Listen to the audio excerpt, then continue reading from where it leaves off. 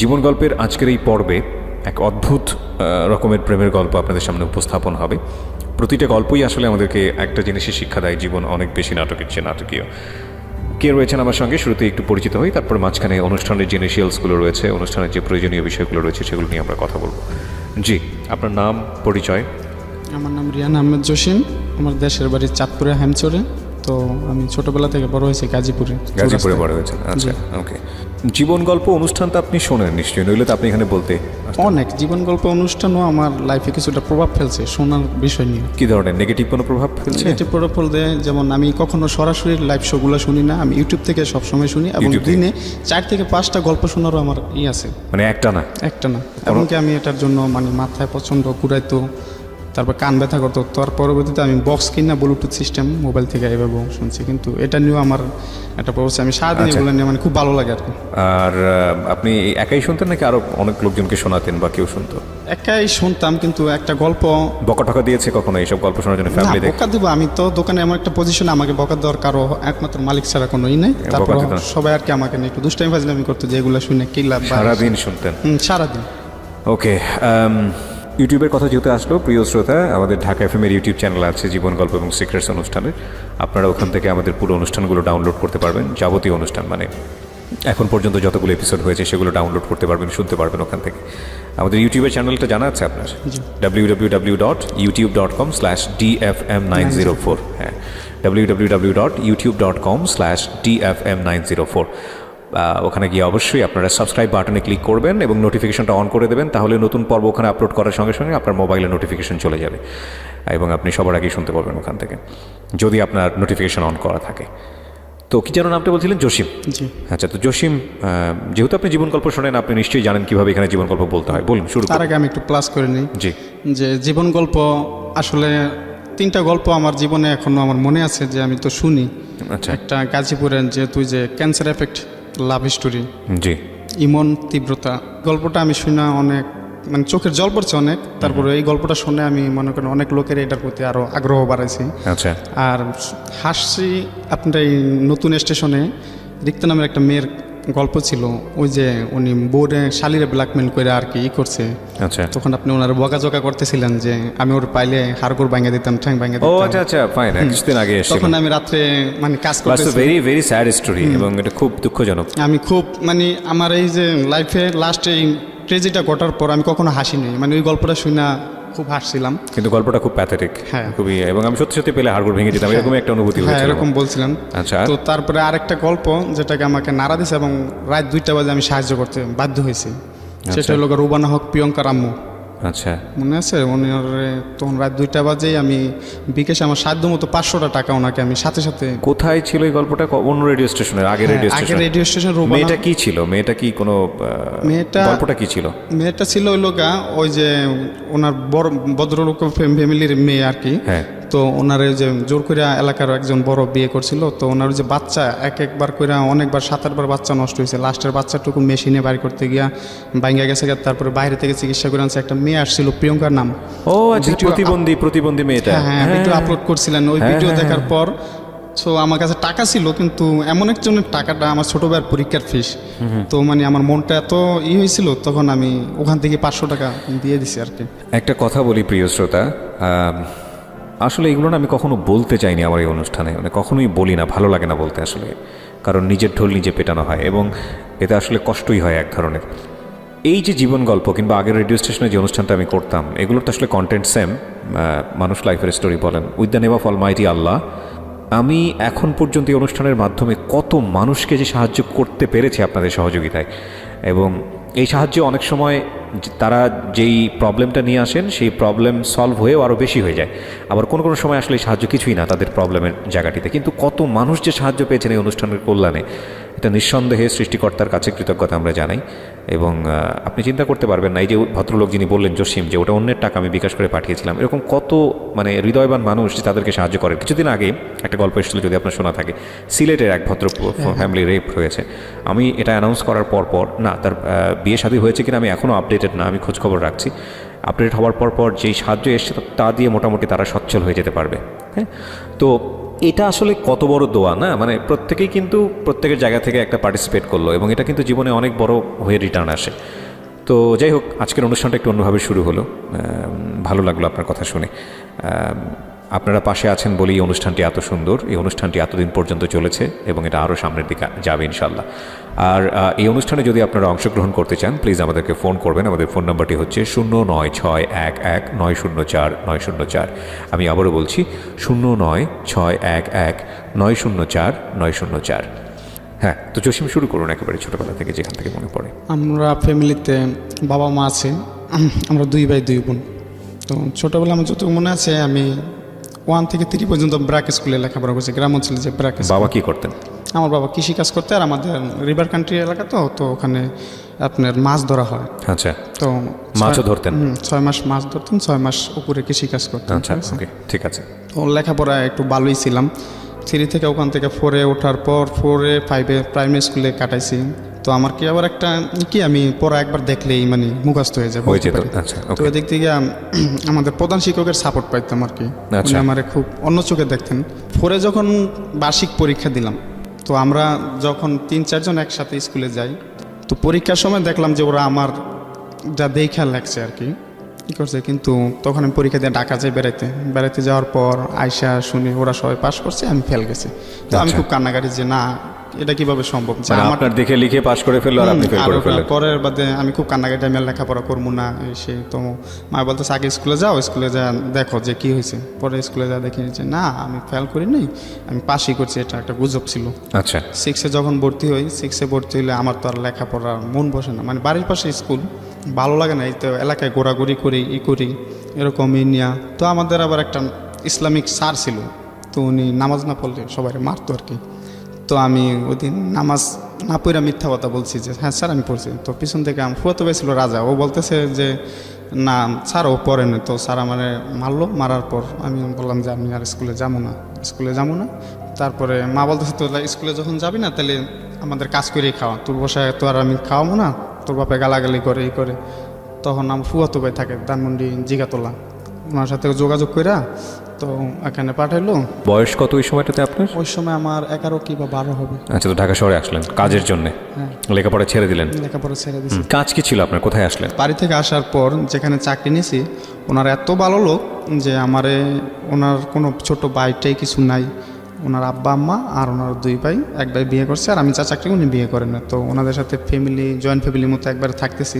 ওনারা আমার কখনো বাড়িতে মেহমান আসলে যদি জিজ্ঞাসা করছে যে উনি ওকে, বা এসে বলছে যে আমার ছোট ছেলে, কোনো সময় বলে না যে ও আমাদের দোকানে কাজ করে বা ওরকম কি, একবারে। কিন্তু ওনার আদর ভালোবাসা পায়, আমি আর বাড়িতে যাই না। বছর পর 1 বছরে একবার বাড়িতে যাই আর কি। এইভাবে ওখানে। কোথায়? এটা ঢাকাতে? এটা গাজীপুরে। ওকে, গাজীপুর।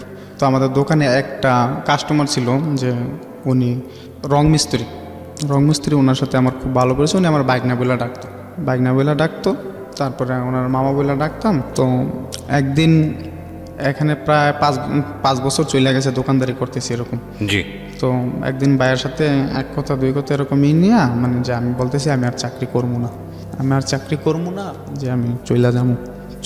পরের বাবির বাড়িতে যা বাবিরে বলছি, ভাইয়া বাবিরে ধরছে যে ও চলে যাইতে চায়, ও গেলে আমি কীভাবে দোকান চালামো বা এরকম। আর আমি চলে যাওয়াটা বড় বিষয় না, যে আমি যে হয়তো কাজ করে চলে গেলাম, করলাম না, টাকা দিল না, কিন্তু ওরকম বিষয় না। কিন্তু আমি তাদের ফ্যামিলির সাথে এবার এরকমভাবে জড়ায় আছি যে আমার যাওয়াটা ওনারা মাইনে নিতে পারতেছে না।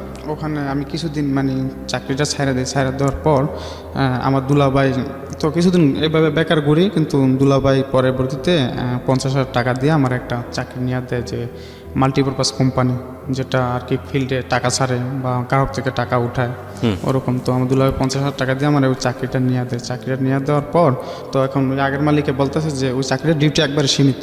তো আগের মালিক বলতেছে যে তুমি এইটার পাশাপাশি তুমি আমার একটু সময় দাও, তো আমার ব্যবসাটা চলবো, এরকমই করবো। তখন আমি বলতেছি যে আচ্ছা ঠিক আছে, অসুবিধা নেই, আমি দিব। তো ওই চাকরিতে যাওয়ার পর যে আমার মানে এলাকায় যে পরিচিত, আমার আগে থেকে প্রায় 10 বছর ওখানে আছি, এলাকায় যে পরিচিত, এই পরিচিত কাজে লাগায় মানে কি ওই চাকরির মধ্যে 3 জন আমরা ফিল্ড অফিসার ছিলাম। তো ওখানের মধ্যে সেরাটা আমি হই আর কি। সেটা আমি যেমন আমি গ্রাহক থেকে সঞ্চয় উত্তোলন করাটা বা বিনিয়োগ জিনিসটা, এটা সবচেয়ে বেশি ফার্স্টে ছিলাম আমি। তো এটা তারপর ওই মালিক আমার মানে একটু আদর যত্ন ভালোই করতো। তারপরে একদিন ওই যে যে মামা বললাম ওনার সাথে ভালো সম্পর্ক, উনি বলতেছে যে আমার সাথে তোর একদিন বেড়াতে যাওয়া লাগবো। তো আমি বলতেছি কোথায়, বলতেছি যে সাভার।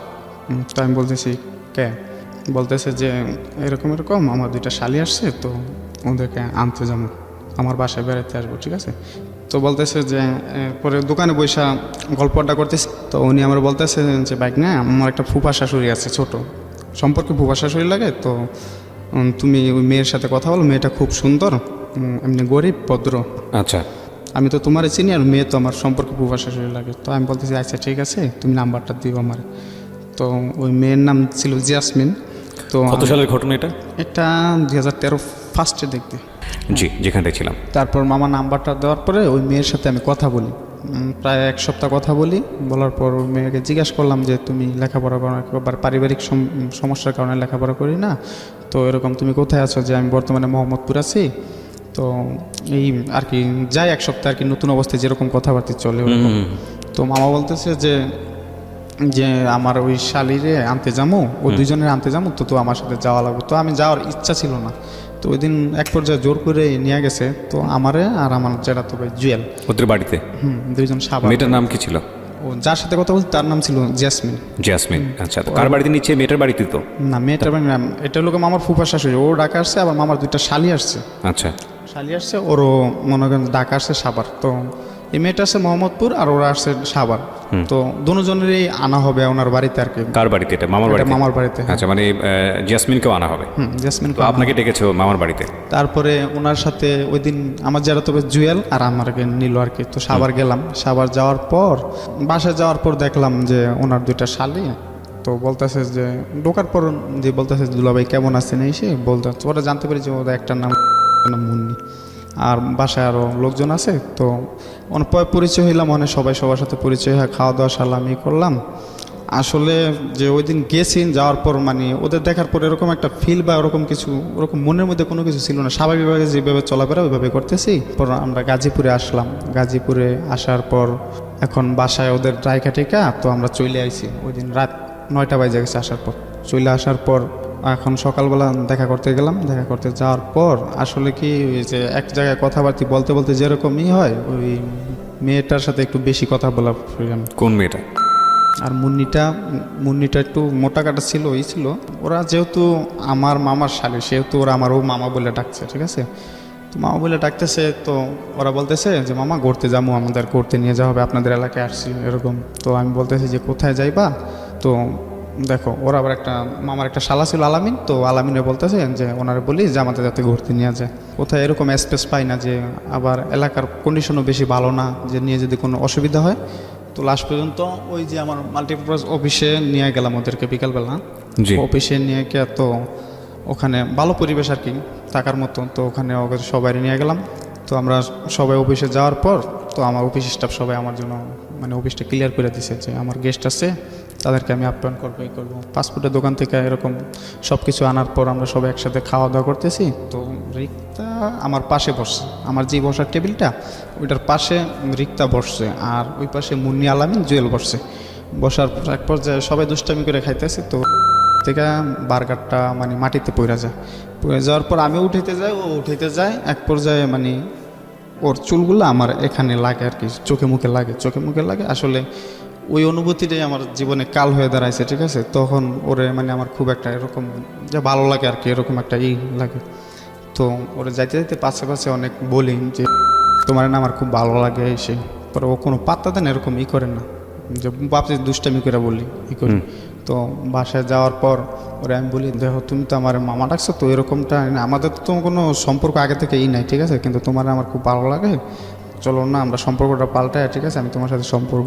পরেও আমার ইডিয়েট বলে একটা বকা দেয়, বকা দেয় মতন আমি রাগ করে ওখান থেকে চলে আসি। চলে আসার পর দেখে আমার নাম্বারে অনেকগুলো ফোন দেয়, আমি ফোন ধরি না। পরে একটা মেসেজ আসে যেখানে লেখা ছিল আই এম সরি, আসলে আমি এই কথা বলতে চাইনি।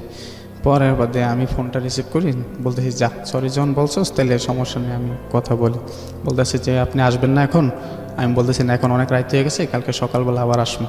পরে সকালবেলা যায় দেখা করি মানে আমি একটু পাশ কাটাই চলি আর কি, যেহেতু আমার একটা বকা দিছে। ইডিয়েট মনের মধ্যে একটা জিদও কাজ করতেছে যে আমি ওর সাথে প্রেম করবো এরকম। আর এদিক দিয়ে মামা বলতেছে, মামার ফুফা শাশুড়ি যে ইয়াসমিনের কথা, ঠিক আছে। তো আমি জাসমিনের কথা বাদই দিয়ে দিছি যে আমি ওর সাথে আর কথা বলবো না, আমি ওর সাথে কথা বলবো। তো ওরা 2 দিন থাকলো, থাকার পর এখন যাবার পালা, এখন মামা ব্যবসা বাণিজ্য নিয়ে বিজি, তো উনি যাইতে পারবো না, তো আমার বলতেছে যে জসিম নিয়ে দিয়েই বহনে। তো আমি রাজি হয়েছিলাম না, কিন্তু পরবর্তীতে বাধ্য হয়ে আর কি যাওয়া লাগে। তো ওই দিন তাড়াতাড়ি অফিসের কাজগুলো সাইরা ওদের নিয়ে বাইর হই, মামার শালা আলামিন আর আমি যাই আর কি। তো যাইতে যাইতে আমি এইটুকুই বলি যে যাইতে পারি, বাসে উঠে বলি কি যাইতে পারি এক শর্তে, যে আমার সাথে সম্পর্ক করতে হবে, রাজি হইতে হবে। কোনোদিনও সম্ভব না। পরে আমি বলতেছি কে সম্ভব না, তুমি কেন করবো না, ঠিক আছে করতে হইব, ঠিক আছে, নয়তো আমি নাইমা যাবো বাস থেকে, তখন একা একা যাইতে পারবো না। তখন বলতেছে আগে আপনি যান, আপনি আমরা দাওয়াত দিলাম, আমাদের দেশের বাড়িতে যান, আমাদের বাড়িঘর দেখেন, আমাদের অ্যাবিলিটি দেখেন, তারপরে আপনি আমি কিছু দেখা লাগবো না, আমি তো তোমারও দেখছি, তো ওইটাই হইব। পরে বলতেছে যে আচ্ছা ঠিক আছে অসুবিধা নেই। পরবর্তীতে আমি ওই যে চান্দুরা পর্যন্ত যাওয়ার পর্যন্ত ওর টাইম দিয়েছিলাম যে এর মধ্যে তোমার রাজি হইতে হইব, নয়তো কিন্তু আমি বাস থেকে নেমে যাবো, পরবর্তী একা যাইতে পারবো না। পরবর্তীতে ও এমনিতেই বলে যে হ্যাঁ অসুবিধা নেই, আপনি কথা বললেন। তারপরে আমি বাসায় দাঁড়ান, আপনি মেয়েটাকে নিয়ে কোথাও পৌঁছে দিচ্ছেন? হ্যাঁ, শুধু মেয়েটাকে নিয়ে? মেয়েটা ওর যে ওরা 2 বোন আর আলামিন আর আমি, মানে আমরা 4 জন টোটালি। টোটাল 4 জন যাচ্ছেন। তো জেসমিনের মধ্যে আর আসলো না? না, জেসমিনের মধ্যে আর আসলো না। Okay fine. পরবর্তীতে ও বাসায় যা পৌঁছানোর পর ওরা আমাদের জন্য আপ্যায়নের ব্যবস্থা করতেছে। তো এর ফাঁকে আমি ওরা বলতেছি এটি সময় খুব কম, আমি কিন্তু চলে যাবো, তো আমার তোমার যে কোনো একটা কিছু বলতে হবে। হয়তো হ্যাঁ, হয়তো না, ও কিছুই বলে না। তারপরে আমি বলি দেখো আমার যে কোনো একটা জিনিস জানাও। ও তারপরে ও শুধু একটা কথা বলে আগে আপনি আমাদের বাড়িতে যান, তারপরে দেখা যাক, আপনার দাওয়াত দিলাম, আপনি আমাদের বাড়িতে যান। তারপরে আমি বলতেছি যে তোমার কাছ থেকে একটা কিছু স্মৃতি আমার দিয়ে যাও, যাতে আমি এটা রাখি। আর তোমার কাছে একটা রিকোয়েস্ট, আজ থেকে 7 দিন পর্যন্ত তুমি আমার সাথে কথা বলবে, এতে আমাদের সাথে যত ঝগড়াঝাটি যাই হোক, কিন্তু তুমি আমার সাথে কথা বলা বাদ দিবে না। এই 7 দিন পর রেজাল্টটা আমারটা আমি নিব, হ্যাঁ? তো ও বলতে চাইছে ঠিক আছে, ও আদা করলো, প্রমিস করলো।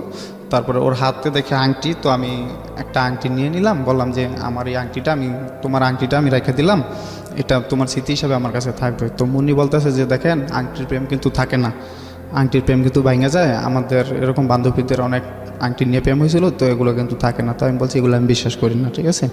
তো ওখান থেকে বাইরে আসার পর, না ওখান থেকে বাইরে নেই, মানে খাওয়া দাওয়া চলতেছে এই চলতেছে, কিন্তু ওর থেকে তারপর সত্যি কথাটা জানার জন্য মানে আমি ওরে এবার পাওয়া দিয়া চাপটা দিয়ে এক সাইডে নিয়ে বলতেছি যে তুমি তাড়াতাড়ি বলো যে কি বলবা, হ্যাঁ বলবা না বলবা। ও পরে ওর আপা চলে আসে আর কি। তো আপা চলে আসার পর দুজন সাইড কেটে যায়, সাইড কেটে যাওয়ার পর ওখান থেকে আয়সা পড়ার পর ওর সাথে ফোনে কন্টিনিউ যোগাযোগ হইতেছে, কিন্তু বা ওখান থেকে আর পর ও তো আমার অ্যালাউ করে না, মানে সব কিছু এরা চলে বা করে না। তারপর কথাবার্তা বলে, ও বলে আমিও বলে এক পর্যায়ে ওরা দেশে চলে যায়।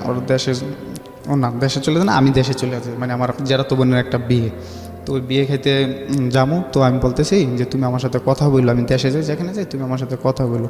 তো এই কথাটা আবার মামা টের পাইছে যে আমি ওর সাথে এরকমই করি। তখন মামা তো আমারে মানে অন্যরকমভাবে শাসাইতেছে যে তোরে নিলাম ভালোর জন্য, এখন থেকে তুই করে বলি, তোরে দেখালাম একটা তুই করস আর একটা এরকম। তো আমি বলতেছি না, ওরে আমার ভালো লাগছে, আমি ওর সাথে করবো।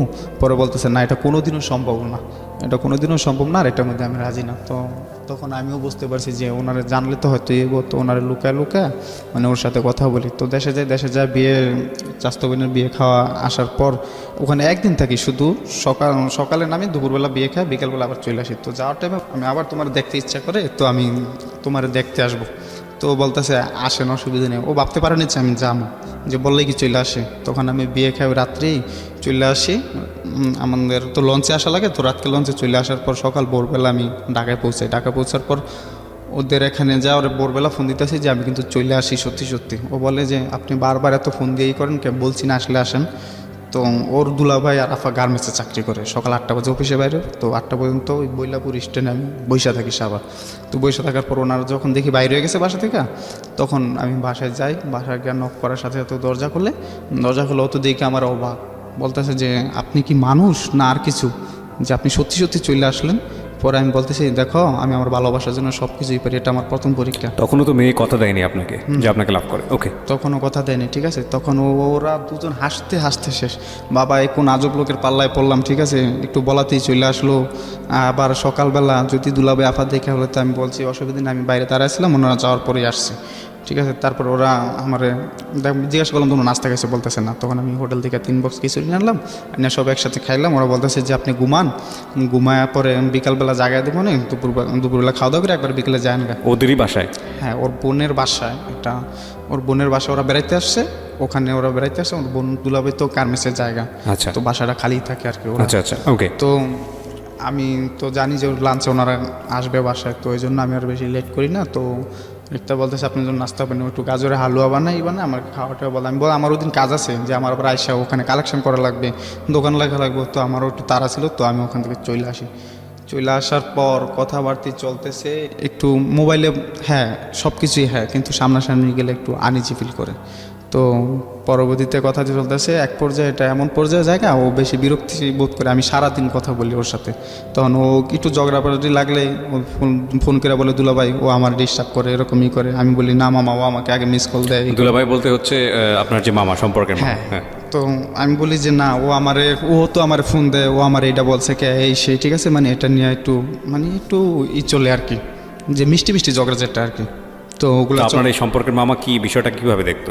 উনি তো কোনোদিন ভাবতেই, হ্যাঁ উনি ভাবছে যে একবার দেখা করাইছি দেশে, হয়তো মোবাইলে 2-1 দিন কথা বলার পরে বুঝতে হয়ে পেরেছি, যাবে, ঠিক আছে। তারপরে ওর সাথে কথাবার্তা চলে, ও বিচার দেয় আমিও বিচার দিই, এরকমই চলে।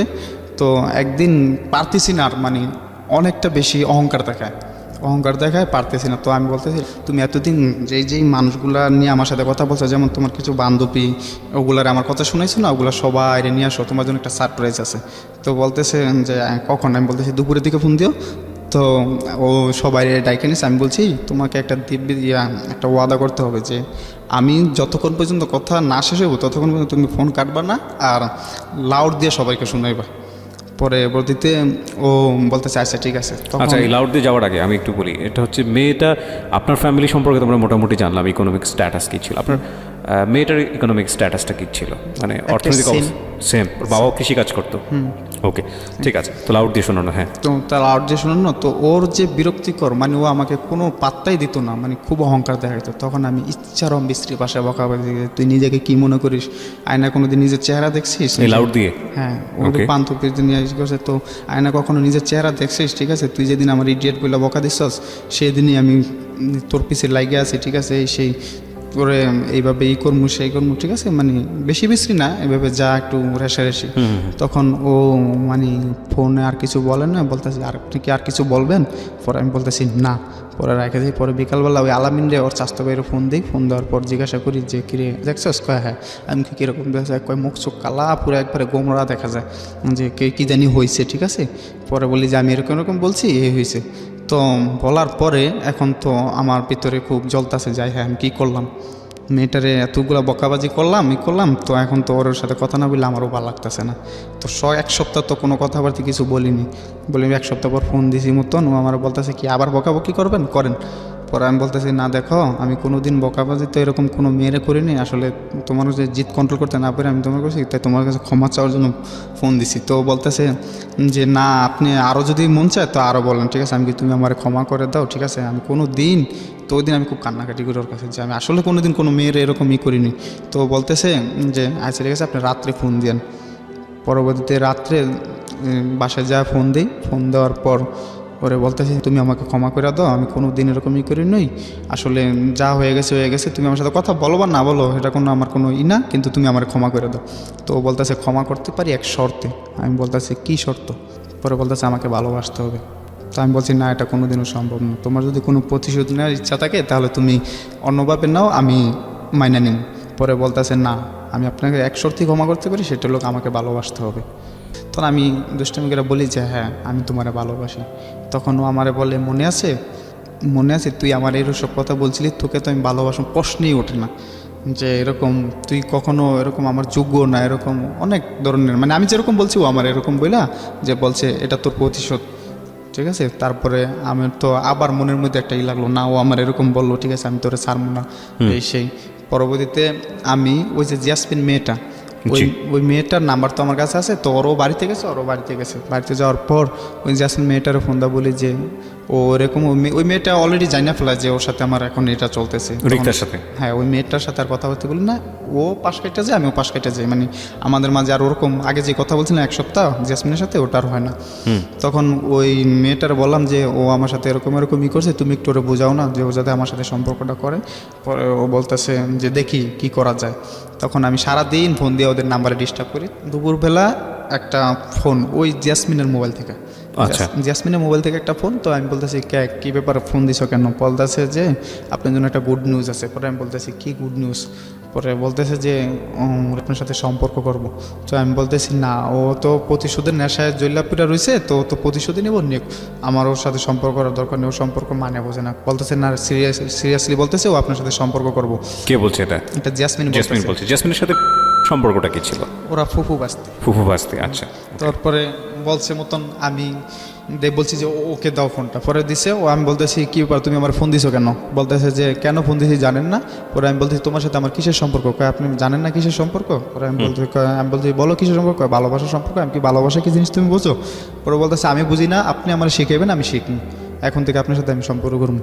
তো যাই হোক, ওদিনকে তো খুব খুশি আমি যে ওরকমই বলছে। তারপরের থেকে কথা কন্টিনিউ চলতেই আছে, মানে দিনের পর দিন এরকম কথা চলতেছে। তো ও বলতেছে যে আমার মা ঢাকা আসবে বেড়াতে, তো যদি পারেন মার সাথে দেখা করেন।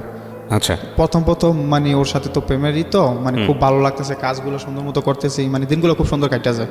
ওকে। তখন ওর মা ঢাকা আসবে, ওর মার সাথে দেখা করতে বলে। তখন ওর মার সাথে আমি দেখা, ওর মা ওর আপার বাসায় আসার পর আমি যাই, আমার একটা ফ্রেন্ড আছে ওরলি, আর ওই জুয়েলারি নিয়ে যায়।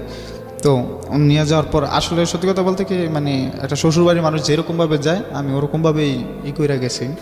তারপরে উনিও মনে করেন যে আমার অ্যাকসেপ্ট করছে। অ্যাকসেপ্ট করার পর কথাবার্তা হলো। তো উনি বলতেছে যে তুমি আমার মেয়ের সাথে সম্পর্ক করো, যদি কখনো আমার মেয়ের ভালো লাগে বিয়ে করতে চাও তাহলে তোমার গার্জিয়ান আনা লাগবে।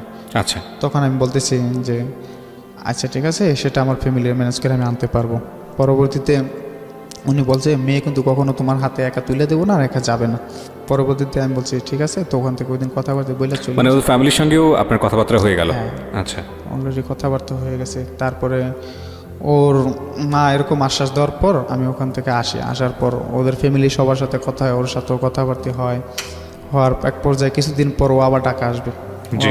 ও আবার ঢাকা আসবে বোনের বাসায়। ওর বোনের বাসায় আসার পর আমার সাথে দেখা করার ডেট হয় যে আমি ওখানে দেখা করতে যাব। তো ওর যাওয়ার আগে ওর বোনের অনুমতি নিয়ে নিই যে আপা আমি কিন্তু আসতেছি আপনার বাসায়, ওর সাথে দেখা হবে। তো ওর বোন আমাকে একটা স্পেস দেয় যে জসিম তুমি আসার পর সকাল 8টার পর বাসায় ঢোকবা, যাতে তোমার দুলাভাই না দেখে। আর আমরা তো পড়ে যাই, পরে 12টা বাজে লাঞ্চে যখন আমরা আসি তুমি বাসা থেকে বাইরে হয়ে যাবা, বাইরে হয়ে যাওয়ার পর আবার 2টার পর ঢুকো, তারপরে সারাদিন ওর সাথে কথাবার্তা বললে পরে চলে যাও। আচ্ছা। বিষয়টা কিন্তু উনি আমাকে স্পেস দিতে আছে। হ্যাঁ, ছোট ছিলেন না বড় ছিলেন উনি? উনি বড় বোন ছিলেন। তো উনি ওনার এই আশ্বাসে তো আমি যাই, কিছু কেনাকাটা কইরা সব কিছু নিয়ে টিয়া যাই। তো বাসায় একা থাকে না, ওই যে ওনার আপার একটা মেয়ে আছে 5 বছর বয়স আর কি, জি। ওরা দুজন থাকে। তো ওদিন যায়, তখন আমি বলি এখন তো যাই হোক, কত ঝগড়াঝাটি কত কিছুর পরে তুমি আমার সাথে কথা বলতেছো, আমি তোমার সাথে কথা বলছি, আমাদের সম্পর্কটা কিন্তু একটু আগায় গেছে গা। তো তখন ও হঠাৎ করে বলতেছে যে দেখেন সম্পর্কটা আগে, কিন্তু এখনও কিন্তু সম্পর্ক নিয়ে আমি কিন্তু শিওর কিছু বলতে পারতেছি না। বলতে পারছি না মানে কি আপনার জায়গা থেকে বলতে পারছেন না নাকি ওর জায়গা থেকে? ওর জায়গা থেকেও বলতে পারতেছে না। তো আমি বলতেছি কেন? কখনো আপনার আমার ভালো লাগে, কখনো ভালো লাগে না। তখন আমি বলতেছি কেন তোমার কোনো সমস্যা হবে তুমি বলো। কয় না আমার কোনো সমস্যা মেয়ের নেই। বয়সটা কত ছিল এই সময়টাতে? ও আমার সাথে 2 বছরের ছোট হবে আর কি। আপনার বয়স কত তখন? আমার তখন বয়স 20 হবে। ওকে। এক পর্যায়ে মানে দুজন কথা কাটাকাটির মধ্যে মানে একটু রাগান্তিতেও বাসায় জায়গা, ঠিক আছে। যাওয়ার পরে এর বাদে ও আমারে এরকম বলার পরে আমি তো মনে করি না এখন চইলা যামু। ওরে বলতেছি যে তোমার কাছে আসলাম, তো তুমি তো আমার কিছুই দিলা না, ঠিক আছে। তো ওখানে আর কি রুমে তো একা থাকি, তো ওই বাচ্চাটা ঘুমায় রয়েছে, ঠিক আছে। তো আমি ওরে আর কি তখন ও বলতে যে লাইট অফ করেন এভাবে করে না, ঠিক আছে, আগে লাইট অফ করেন, ঠিক আছে। তখন আমি এরকমভাবে ওর সাথে করতেছি।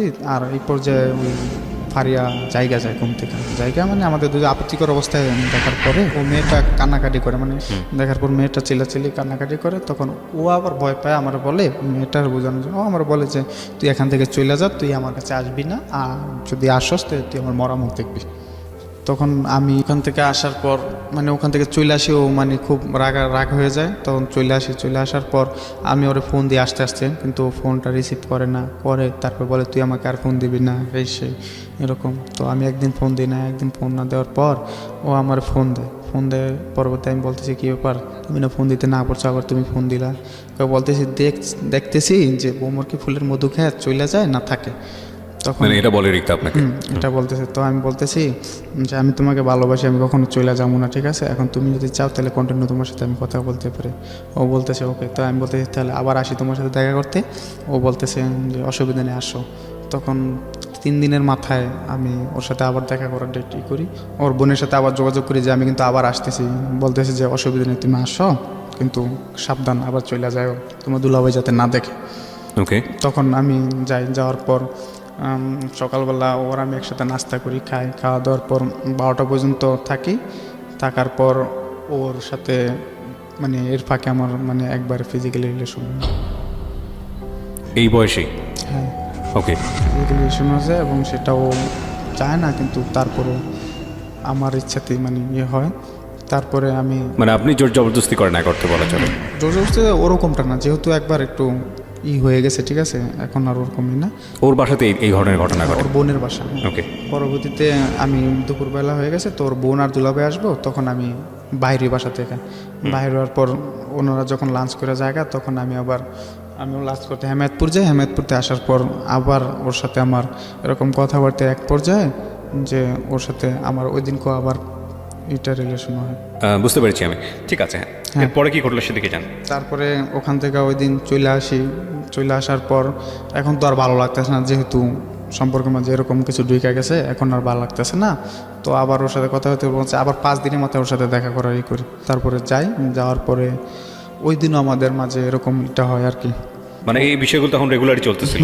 রেগুলারই চলতেছে। তখন ও বলতেছে যে আজকে আমার একটু ঘুরাইতে নিয়ে দিতে হবে। তো ওই দিন আবার ও দুলাভাই লাঞ্চে বাসায় আসুন, আফা আসছে। তো আফা আসার পর কথাবার্তা সরাসরি ওনার সাথে বলছি। তারপরে ও বলতেছে যে আমাকে আজকে ঘুরতে নিয়ে দিতে হবে। কোথায়? হেমায়তপুর ঘুরতে যাবো, ফুচকা খাইতে যাবো। তো বোন বললো বেশি দূরে নিও না, তো কাছাকাছি রাইখা আবার দিয়ে যাও, আর তুমি চলে যাও। পরে বলতে আমি ওরে নিয়ে হেমায়তপুর যাই। হেমায়তপুর যাওয়ার পর ওখান থেকে ফুচকা খাওয়া বাসায় চলে আসি। বাসায় ওর রাইখা তখন ওর যাওয়ার এক পর্যায়ে যাওয়ার আগে ওরে আমি বলতেছি, দেখো কত ঝগড়াঝাড়ি সেই সব কিছু প্রতিশোধ, তার ভিতরে সম্পর্কটা এই পর্যায়ে চলে আসে। তো তুমি কখন আমার ছাইড়া যাও না, আমি কিন্তু তোমার সত্যি ভালোবাসি। মানে বুকে জড়ায় ধরা অনেকক্ষণ মানে আমি কাঁদছি, ওর সাথে কথা বলছি। তখন চায় দেখি যে আমি কাঁদছি না, ওরও চোখ দিয়ে অনেক পানি ঝরছে, ঠিক আছে, যে আজকে সম্পর্কটা এই পর্যায়ে গেছে, তুমি আমার করো না, ঠিক আছে। তো বলতেছে আচ্ছা ঠিক আছে। তখন ও আমার একটা পাপ্পি দিল, আমি চলে আসলাম। ওখান থেকে চলে আসার পর ওর সাথে আমার কথাবার্তা কন্টিনিউ চলতেছে, সব কিছু ওকে। মানে আমার মনে হয় যে আমাদের সম্পর্কে আর কেউ বাধা হয় না, এরকম চলতেছে। জি। চলার পরে ওর আফা একদিন বাড়িতে গেছে, দেশে চলে গেছে। তারপরে কিছুদিন পর ওর বোন বাড়িতে গেছে। তো প্রতিদিন আমরা এত কথা বলি যেটা লিমিটের বাইরে। আচ্ছা। মানে এত কথা বলি। তো একদিন ও সকালেতে ফোনটা ধরতেছে না, হয়তো বাড়িতে কোনো আয়োজন ছিল এরকমই। তো বিকালবেলা ফোন ধরছে। তো আমি বলছি কী কর তুমি ফোন ধরো না, কথা বললে কীভাবে থাকতেছে, ঠিক আছে, এই সেই। তখন ও বলতেছে আমি বলতেছি আমি কেটা, আমি ওর বড় বোন, আমি শিউলি আপু। তো বলতেছে যে আমি বলছি আপু ওর একটু মোবাইলটা দেন না, ও এখন কথা বলতে পারবে না। আমি কই না, সারাদিন কথা বলি না, আপনি একটু মোবাইলটা দেন। বলছি না কথা বলতে পারবে না। পরে আমি বলছি আপু প্লিজ এমন করেন, একটু দেন না ওরে। পরবর্তীতে এক পর্যায়ে এক কথা দুই কথা বলতে গেলে ওনার সাথে আমার খুব একটু উত্তেজিত। মানে কথা বলতে পারবে না বলতে কি এটাকে হঠাৎ করেই বললো নাকি কোনো ঝগড়া চলতেছিল আপনাদের মধ্যে? হঠাৎ করে বলতেছে। তো আমি বলতেছি কেন দিবেন না, ওর সাথে একটু কথা বললে রেখে দেবেন 1 মিনিট। ফ্যামিলি তো জানতো আপনার বিষয়গুলো? ওর ফ্যামিলি জানতো। পরবর্তীতে উনি দিবেন না, এক কথা দুই কথায় যে উনি বলতেছে যে তুই আমার কাছে এত কই পড়ছিস আজকে। তো আমি বলতেছি আমি কই পড়ছি মানে আমি ওকে চাই, ঠিক আছে। আমার জামাইও তো আমার কাছে কই পড়ছে না। তখন আমি বলতেছি আপনার জামাই তো আর ওরকম লোক না যে আপনার কাছে আপনার জামাইয়ের মতো তো আমি না, ঠিক আছে, আমি আমারটার কাছে কই পড়ছি, ঠিক আছে। তখন উনি আমারে মানে খুব খারাপ ধরনের ভাষা গালিগালাজ করে, মানে মাথা পাগল হয়ে যায় যে ওরে আমার কথা বলতে দিতেই হবে। আর আমার আপনার একটু জিদ ছিল সব সময়। এক পর্যায়ে বড় ধরনের হয়ে যায়। তখন মামায় বলতেছে কি ব্যাপার, জসিমের এতদিন কথাবার্তা বলছেন, এখন কথাবার্তা বলতে দেন না, কি ঝগড়াঝাড়ি হতে হয় না, পাগলামি করতেছে, এই করতেছে, আমাদের বকাঝকা করতেছে, এই সেই। পরে বলতে কাকে বলে? এটা ওই যে মামা ওনার যার মাধ্যমে আপনার সাথে যোগাযোগ হয়েছে। ওনার শ্বশুর বাড়ি, ওই যে ওনার বলতেছে মামার শালি লাগে, তো বলতেছে যে দেন না এরকম এরকম। এটা কিন্তু মামা চাস্তো শালি লাগে, আপন শালি না, চাস্তো শালি লাগে। তো বলছে, তো বলতেছে না ওদের আর কথাবার্তা কিছু হবে না। তো মামা বলছে দেওয়ার পরে বলছে যে আমি তোমার দুলাভাই বলতেছি, তুমি কি জসিমের সাথে কথাবার্তা বলবা, আর এমন কি তোমার ফিলিংস আছে যে জসিমের কাছে বিয়ে বসবা, সম্পর্ক হয়েছে যেহেতু এরকম আছে, তুমি কি জসিমের ভালোবাসো? বলতেছে না, আমি ওরে ভালোবাসি না, আমি ওরে ভালোবাসি না, আমি ওর কাছে বিয়ে বসবো না। তো দেখো তুমি ফ্যামিলি চাপে কিছু বললো না, তোমার আমি একদিন সময় দিলাম, তুমি বাইবা পরে আমার জানো, আমি তোমার দুলাভাই, যদি তোমার এমন কোনো দুর্বলতার জিনিস থাকে তুমি আমার বললো, আমি সেটা ম্যানেজ করে নেব। এটা আপনাদের সম্পর্কের কতদিন পরের ঘটনা? 6 মাস। 6 মাসের মাথায়? আচ্ছা, ওকে। তারপর 6 মাসের মাথায় এরকম ঘটনা হয়। তখন ওরে কথাবার্তা বলতে দেয় না। ওরে আমি জিজ্ঞাসা করছি, একদিন ফোন করে একটু কথা বলতে দিছে সবার মুরব্বীকে সামনে, মানে ওর দাদা দাদি সবার সামনেই করে, যে হ্যাঁ একটু কথা বলো। তখন ওরে আমি জিজ্ঞাসা করলাম যে তুমি কি আমার সাথে কথাবার্তা বলবো না, তুমি কি আমার ভালোবাসবে না? বলতেছে না। তখন আমি আর তো করার কিছু নাই গা, যেহেতু মুরব্বীদের সামনে বলছে। তখন আমি ওর দাদির সাথে কথা বললাম, সবার সাথে কথা বললাম। আমি বললাম যে ও কেন আমার সাথে এরকম করলো, আমাদের সম্পর্কটা অনেক গভীর, মানে আমি বলতে চাইতেছি না সব কিছু ভেঙে বলতেছি, অনেক গভীর সম্পর্কটা এই সেই। তখন বলতেছে ওর দাদি বলতেছে যে ভাই যা হওয়ার হয়ে গেছে, তো তুমি এগুলা নিয়ে করো না, ও তো ওরা লোকটা বেশি না, ওরা 2 বোন এরকমই। তো তুমি এক কাম করো, মনে করো যা টাকা পয়সা নষ্ট করছো এগুলো মনে করো যে জলে ফেলাইছে, তুমি পুরুষ মানুষ কামাই করতে পারবা, আর তুমি ওর চাইতে ভালো পাইবা। হ্যাঁ, রাখা তো এরকম ওর সাথে আর করো না।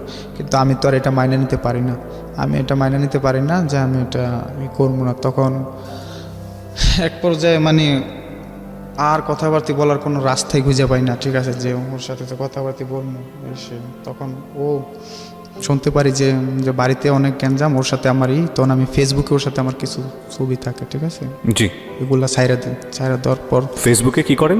ওর সাথে আমার 2টা ছবি থাকে, জোড়া ছবি আর কি। এটা আপনি ফেসবুকে ছেড়ে দেন? হ্যাঁ। মানে রাগ করে? রাগ করে ছাইরা দিই। রাগ করে ছাইরা দিই বলতে কি, ম্যানুয়াল পেন্টে ওর এলাকার কিছু লোক আছিল, তো হ্যাঁ, আপনার ফেসবুকে? হ্যাঁ। আচ্ছা। তো ছাইরা দিই, তখন ওর ভাই দেখতে পায়, সবাই দেখতে পায়, সবাই দেখতে পায়, মানে ওরে বলে। তখন ও আমারে ফোন দেওয়া অনেক কী করে যে তুমি আমার এইটা করলা কি লেগে এসে, আমি কি তুমি আমার সাথে এরকম করলা কি লেগে। তো ছাইরা দেওয়ার পর এর বাদে ওর সাথে আর কথাবার্তা হয় না। তখন একদিন ও দেশ থেকে ঢাকা আসছে, পরিতে ও বাড়িতে ওরে ফোনে আর পাই না, কারো কাছে ফোন দিয়ে এরকম পাই না। তো আমার আবার একটা প্লাস পয়েন্ট ছিল, সেটা হলো যে মামার শ্বশুর বাড়ি, ওনাদের সবার ফ্যামিলির কাছে জিজ্ঞাসা করে জানতে পারতাম, কিন্তু কেউ বলে না যাতে আমি ওর কোনো ক্ষতি করি এরকম। তো হঠাৎ করে একদিন মুন্নির, ওর চাস্তবিন মুন্নির নাম্বারে ফোন দিয়া বলি যে মুন্নির কোথায়, বলতেছে আপনি কে, মানে একটা মহিলার দিয়া বলাই, যে বলতেছে আমি ওর খালতো ভাইয়ের বউ, তো ওদের নাম্বারটা বন্ধ, এরকম তো ঢাকায় গেছে। তো জানতে পারি ঢাকায় ওর বোনের বাসায়। তখন আমি ওই আমার যে মুদি দোকানে চাকরি করি, তারপরে যে মাল্টিপ্লাস কোম্পানিতে চাকরি করি, ওই 2টা মালিকের জানাই যে এরকম এরকম। আমি সরাসরি মাল্টিপ্লাস কোম্পানির ভাইয়ের কাছে যাই যে ভাই এরকম এরকম, আমি তো একজনের ভালোবাসি, তো এরকম এরকম, তো আমার সাথে গভীর সম্পর্ক কিন্তু এখন এলাও করতেছে না, হয়তো ফ্যামিলিগত চাপে, যদি আপনারা একটু যাইতেন, যাই আমার পক্ষ থেকে ফ্যামিলিগতভাবে কোনো নিতেন, উদ্যোগ নিতেন। তখন উনি বলতেছে যে হ্যাঁ অসুবিধা নেই, আমি তোমার পেছনে আছি, সমস্যা নেই, তুমি কবে যাবে। তো আমি বলতেছি যে আমি তাহলে কালকে গাড়ি ভাড়া করি, তো সাবার আছেও ওর দুলাভাইয়ের বাসায় যাই। তখন ওই ভাই উনি আবার প্রেম করে বিয়ে করছে, উনি আবার এগুলো বোঝে, উনি সবসময় আমাদের এরকম বলতো, সাপোর্ট দিত। তো উনি বলতেছে যে অসুবিধা নেই, যত টাকা পয়সা যা কিছু লাগে, হ্যাঁ যত বড় ঘরের মাইয়ে হোক আমি তোমার আইনে দেবো। তো উনি আমার লিড দেওয়ার পর পরের দিন সকালবেলা আমি 2টা গাড়ি ভাড়া করি, হাইস গাড়ি ভাড়া করি। তখন এই মালিকরে বোঝান লাগবে, তখন এই মালিকরে বুঝাইতে যান, ওনার বাপেরও বুঝাইতে গেছে। তখন উনি বলতেছে না এই ছেলের বিয়ের বয়স হয় নয় এরকম, ও এখন কেন বিয়ে দিব, ওরে আমরা এত বছর ধরে পালন করি, ওর ডিসিশন আমরা নিমু। কে বলছে এটা? এটা লোক ওই যে মুদি দোকানে যে চাকরি করি। আচ্ছা আচ্ছা। হ্যাঁ, তখন উনি বলতেছে যে এরকম ওর ডিসিশন আমরা নিমু, এখনই এরকম হওয়ার কিছু না, ওর বাপ মার সাথে কথা বললে আমরা নিমু। তো বলতেছে কাকা, ওই ভাই বলতেছে যে কাকা যারা প্রেম করে তারা এরকমই, ছেলেটা তো ও তো প্রেম করছে, তো আমরা যাই আগে ফ্যামিলিগতভাবে দেখি কথা বলে, তো আমরা তো আর এখন কিছু করতেছি না, আগে কথা বলে দেখি, তারপরে কথাবার্তি বলতে যাইব। তো এই টাইমে বলতেছে যে ভাই বলতেছে যার ভাই যামু তার তো একটু জানান দরকার। তো আমি আমার দুলাভাইরে নিছি, দুলাভাইরে নেওয়ার পর আমার 2টা মালিকের নিছি, আরও এলাকার বড় ভাই এখন নিছি, নেওয়ার পর যাবো। এখন ফোন দিছে ওই ওর দুলাভাইয়ের কাছে, বলতেছে যে ভাই আমরা তো আপনার বাড়িতে আসতেছি আপনার শালির দেখতে। আচ্ছা। তো বলতেছে কোন বিষয়ে, বলতেছে যে জসিমের সাথে ওর সম্পর্ক, এটা তো ব্রেকআপ হয়েছে, দেখি আমরা একটু ফ্যামিলিগতভাবে কথা বলে দেখি। তো বলতেছে দেখেন ভাই, ও আমার বোন না, ও আমার শালি, ঠিক আছে, তো ওর বিষয়ে কিছু বলার আমার অধিকার নাই। তো আপনারা যদি যান তাহলে ওর বাড়িতে যান, ওর বাড়িতে যান, ওর বাড়িতে গেলে হয়তো এরকম কিছুটা একটা ফলাফল পাইবেন, কিন্তু ও তো আমার শালি, ওর বিষয়ে আমার এর চেয়ে বেশি কিছু বলারই নেই। তখন যাইতে দিব না, তখন আমি বলতেছি না, আমি গাড়ি ভাড়া করছি, আমি আজকে যামই, ঠিক আছে, ওর সাথে দেখা করবোই, ও যখন ডাকাইছে, অনেকদিন ধরে কথা বলতে পারি না। তখন আমি আমার আটকে রাখে অনেকে। তারপর বিকালবেলা ছাড়ার পর আমি বিকালবেলা আমার একটা ফ্রেন্ড আছে যে হেলাল আর লোক জসিম আর একজন আমার মিতা, ওরে নিয়ে আমি এই সাভার যাই। সাভার যাওয়ার পর ওই বাসায় যাওয়ার পর দেখি ও বাইরে দিয়ে তালা মারা। তো আমি জানলা করতেছি, তো খুলছে, খোলার পর ও বলতেছে যে কী চান। আমি বলতেছি তুমি এরকমভাবে কথা বলো, কী চাই, তুমি জানো না আমি কেন আসছি। কতদিন পরে দেখা হলো? এটা প্রায় 2 মাস পর দেখা। 2 মাস পরে, ওকে। তখন তুমি জানো না যে আমি কেন আসছি, ঠিক আছে, আমি না তোমার ভালোবাসি, এসে তুমি আমার সাথে এরকম করো কেন, তোমার কি ফ্যামিলিতে কোনো চাপ দিছে, তুমি কি কোনো চাপের উপরই করতেছো? বলতেছে না, আমার চুপ করে রয়েছে, কোনো কথা বলে না। আমি বলছি দরজা খোলো তুমি, ও খুলতেছে না। তো আমি এক পর্যায়ে মানে ফ্ল্যাট বাসা তো নিচতলায় থাকে, তখন আমি জানলা বাইরে জোরে বসি মারি, জানলার কাজগুলো ভেঙেছে। তখন উপর থেকে বাড়িওয়ালা আসে, বাড়িওয়ালা নাইমে আসা, বলতেছে তুমি কে, এখানে গেঞ্জাম করতেছো? তো আমি বলতেছি আঙ্কেল এরকম ওর সাথে আমার সম্পর্ক, ওর সাথে সম্পর্ক, কিন্তু ও তো আমার অ্যাকসেপ্ট করতেছে না এখন, মানে আজকে এমন পর্যায়ে ওরে বললে আমি থাকতে পারতেছি না। তো ওরে বলেন আমার ভিতরে নিতে, আমি ওর সাথে একটু কথা বলবো। তো বলতেছে মেহমান আসছে, ভিতরে নাও। মেহমান ভিতরে নাও না কেন? ও বলতেছে ওকে আমি চিনি না। তখন তো ওই লোক আমার বলছে ওর তোমার চিনে না, আর তুমি বলতেছো এই সেই, মানে এক পর্যায়ে আটকে এরকম ভাব। তখন আমি বলতেছি দেখেন আঙ্কেল, ওর সাথে আমার কিছু ছবি আছে, ভিডিও আছে, এগুলো দেখেন, ও যদি আমার না চিনে তাহলে এগুলো কোথা থেকে আসলো। তখন দেখাইলাম, উনি বলতেছে এই মেয়ে তোমার যদি নাই চিনো তাহলে তোমার সাথে এগুলো আসলো কোথা থেকে। পরে বলতেছে যে মানুষের মতো মানুষ থাকতেই পারে। তখন বাড়িওয়ালা ওকে বলো যে একটা তাপ্পর দেবো, বেয়াদব মেয়ে, ঠিক আছে, তোমার দুলাভাইয়ের খবর দেয় এসে। তখন ওর দুলাভাইয়ের খবর দেয়, দুলাভাইয়ের খবর দেয় আসার পর আমার চিন্তা ভাবনা যে কোনো মূল্যে আমি সম্পর্কটা টিকায় রাখবো, এটাই ওরে বইলা থাকতো, জোর করে হোক বা যেভাবেই হোক না কেন, যেভাবে হোক ওর সাথে সম্পর্কটা টিকায় রাখবো। তখন ওর দুলাভাইয়ের খবর দেয় মতন, দুলাভাই আসে, ওর দুলাভাই আসার পর কোনো কথা বাড়তি কিছু না বললে চুপটি আমার খুব খুশি এসে মার শুরু। কিন্তু আসার আগে আমি অনেক কান্নাকাটি করছি যে তুমি একটা বার দরজাটা খোলো, তুমি আমার সাথে চলে আসো, আমি তোমার নিয়ে যে দেখো। দুলাভাই মানে হচ্ছে যাকে, যে আপনার মামা? না, তাহলে এটা লোক ওর দুলাভাই, আর ওর আর যেটা মামা এটা লোক ওর চাস্তো দুলাভাই। আচ্ছা আচ্ছা, ওকে। তখন ওর দুলাভাই আমার মানে খুব উপরি চুপড়ি বসি। তখন আমি ওনার পাওয়াটি করে দিয়ে বলেছি দুলাভাই আমার মায়ের না, আপনি আমার কথাগুলো শোনেন, কথাগুলো শোনেন, তারপরে যা কিছুই করেন। বলতেছে তুই আমার বাড়িতে এসে গ্যাঞ্জাম করস, এই সে আমার শালির নিয়ে করস তোমার। তখন ওখান থেকে ওই বাড়িওয়ালা ছাড়াইলো, ছাড়ানোর পরে আমার বলতেছে দেখো বাবা, মায়ের তো আর আমাদের না, আমি তোমার ঘটনাটা শুনছি, তো যাই হোক তুমি চলে যাও, তুমি ওর চাইতে ভালো মায়া পাইবা। আর হয়তো আমি এতটুকুই পারবো, আমার বাড়ি থেকে ওদের বাড়ি করে দিতে পারবো, যেহেতু ওর শালির নিয়ে আমগো বাড়িতে গ্যাঞ্জাম, আমাদের তো বাড়ির একটা মান সম্মানের বিষয় আছে, আর ওর বোনের জন্য আমাদের বাড়িতে ভাড়াটিও থাকে না, একটু গ্যাঞ্জাম বেশি করে, তুমি চলে যাও এসে। তো ওখান থেকে আমি চলে আসি, কিন্তু রাগ প্রচুর মাথার মধ্যে, যে মার খেয়েছি, রাগের পরে ওর সাথে মনে করেন যে খুব খারাপ ব্যবহার করি। ওর দুলাভাইয়ের ফোন দিয়ে একটু গালাগালি বকাঝকা করি যে তুই আমার মারছস, আজকে তোর ছোটো ভাই থাকতো তুই কি এভাবে মারতে পারতি, তুই আমার প্রত্যেক টাকা দিস না, আমি প্রত্যেক টাকা তোরে ফিরে দিব, ঠিক আছে, তুই পারলে আমার দেখা নিস, ঠিক আছে, আমি আচ্ছা ঠিক আছে দেখা নেবো, ঠিক আছে, আমি পিছন থেকে তোর একটা বাড়ি দিল দিব আমি, ঠিক আছে, কয়টা তো দেখ কাপুরুষেরা, ঠিক আছে, তাই আমি বলছি আমি হ্যাঁ আমি কাপুরুষ, তারপর আমি তোর দেখে নেবো। ওর বোনে আমার পরবর্তী রাত্রে ফোন দিয়ে বলতেছে তুই আয়, তোর কাছে মানে এটা আমাদের নেওয়ার জন্য, আবার মারবো, নেওয়ার জন্য মানে বেশি প্ল্যান তৈরি করছে। যে সত্যি বলতেছি তুই যদি মানুষ নিয়ে আসতে পারস তাহলে যা তোর কাছে তুইলা তুমি লিখতে পারি। তো ও বলতেছে হ্যাঁ তুমি আসো।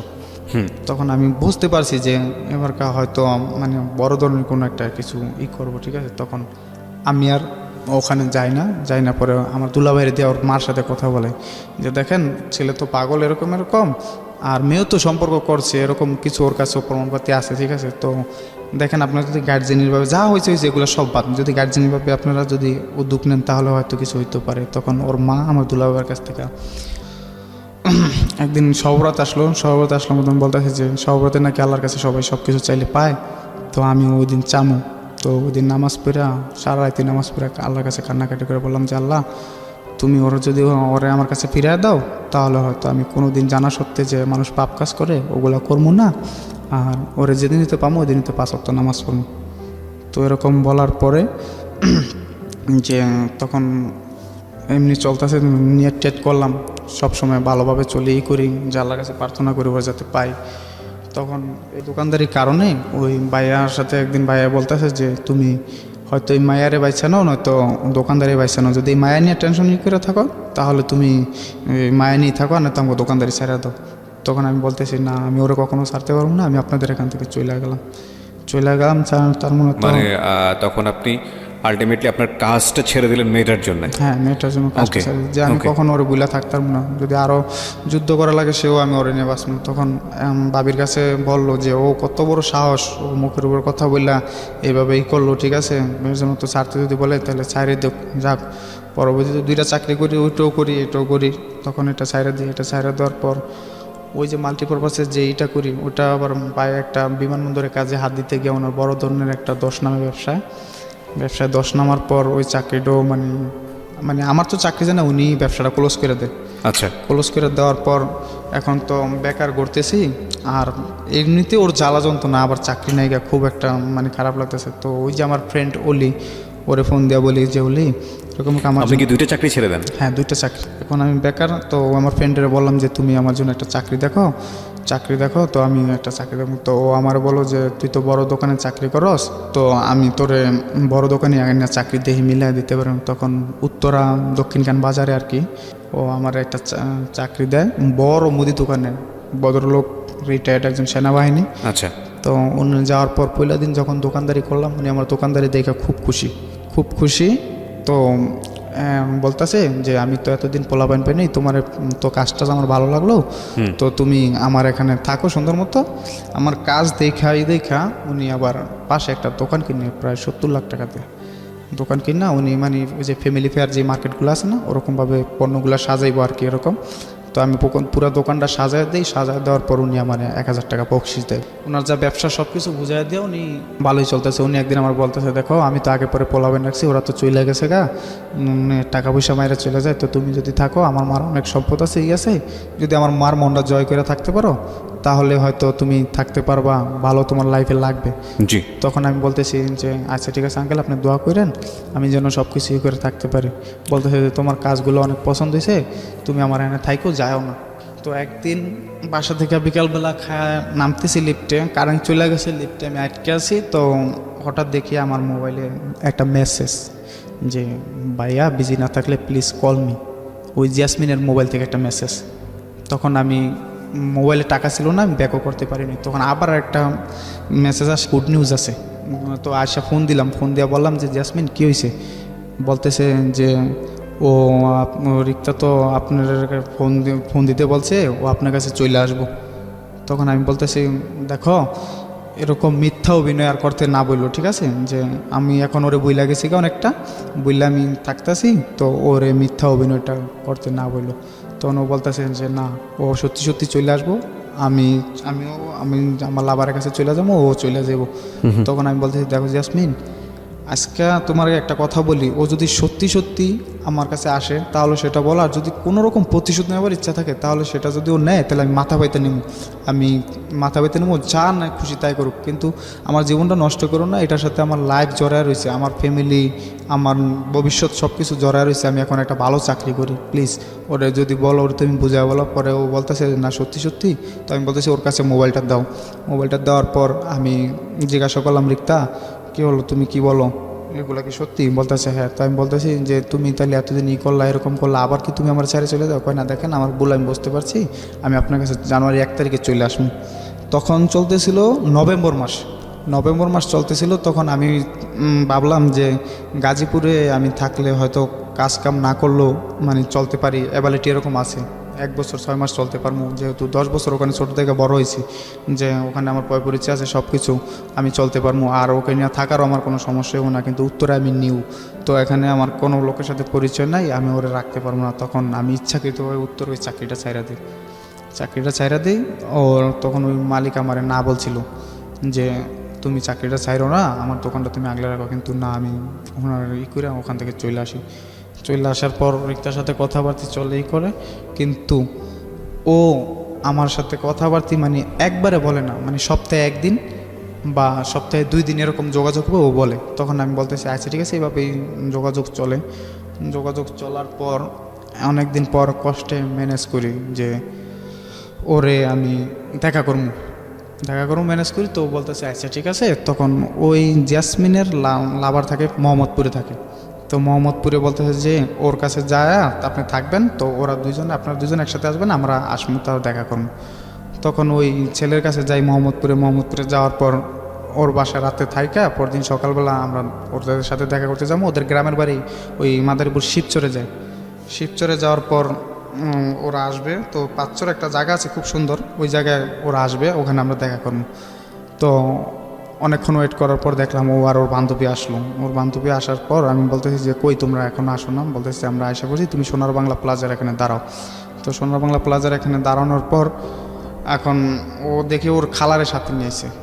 তো ও আবার আমার সাথে সবসময় এরকমই করে দেখা। তো আমি এবার মানে ওর শপথ প্রতিজ্ঞা করানোর জন্য মানে একটা কোরআন শরীফ কিনে নিয়ে গেছিলাম, আর আমি বিষ কিনে নিয়ে গেছিলাম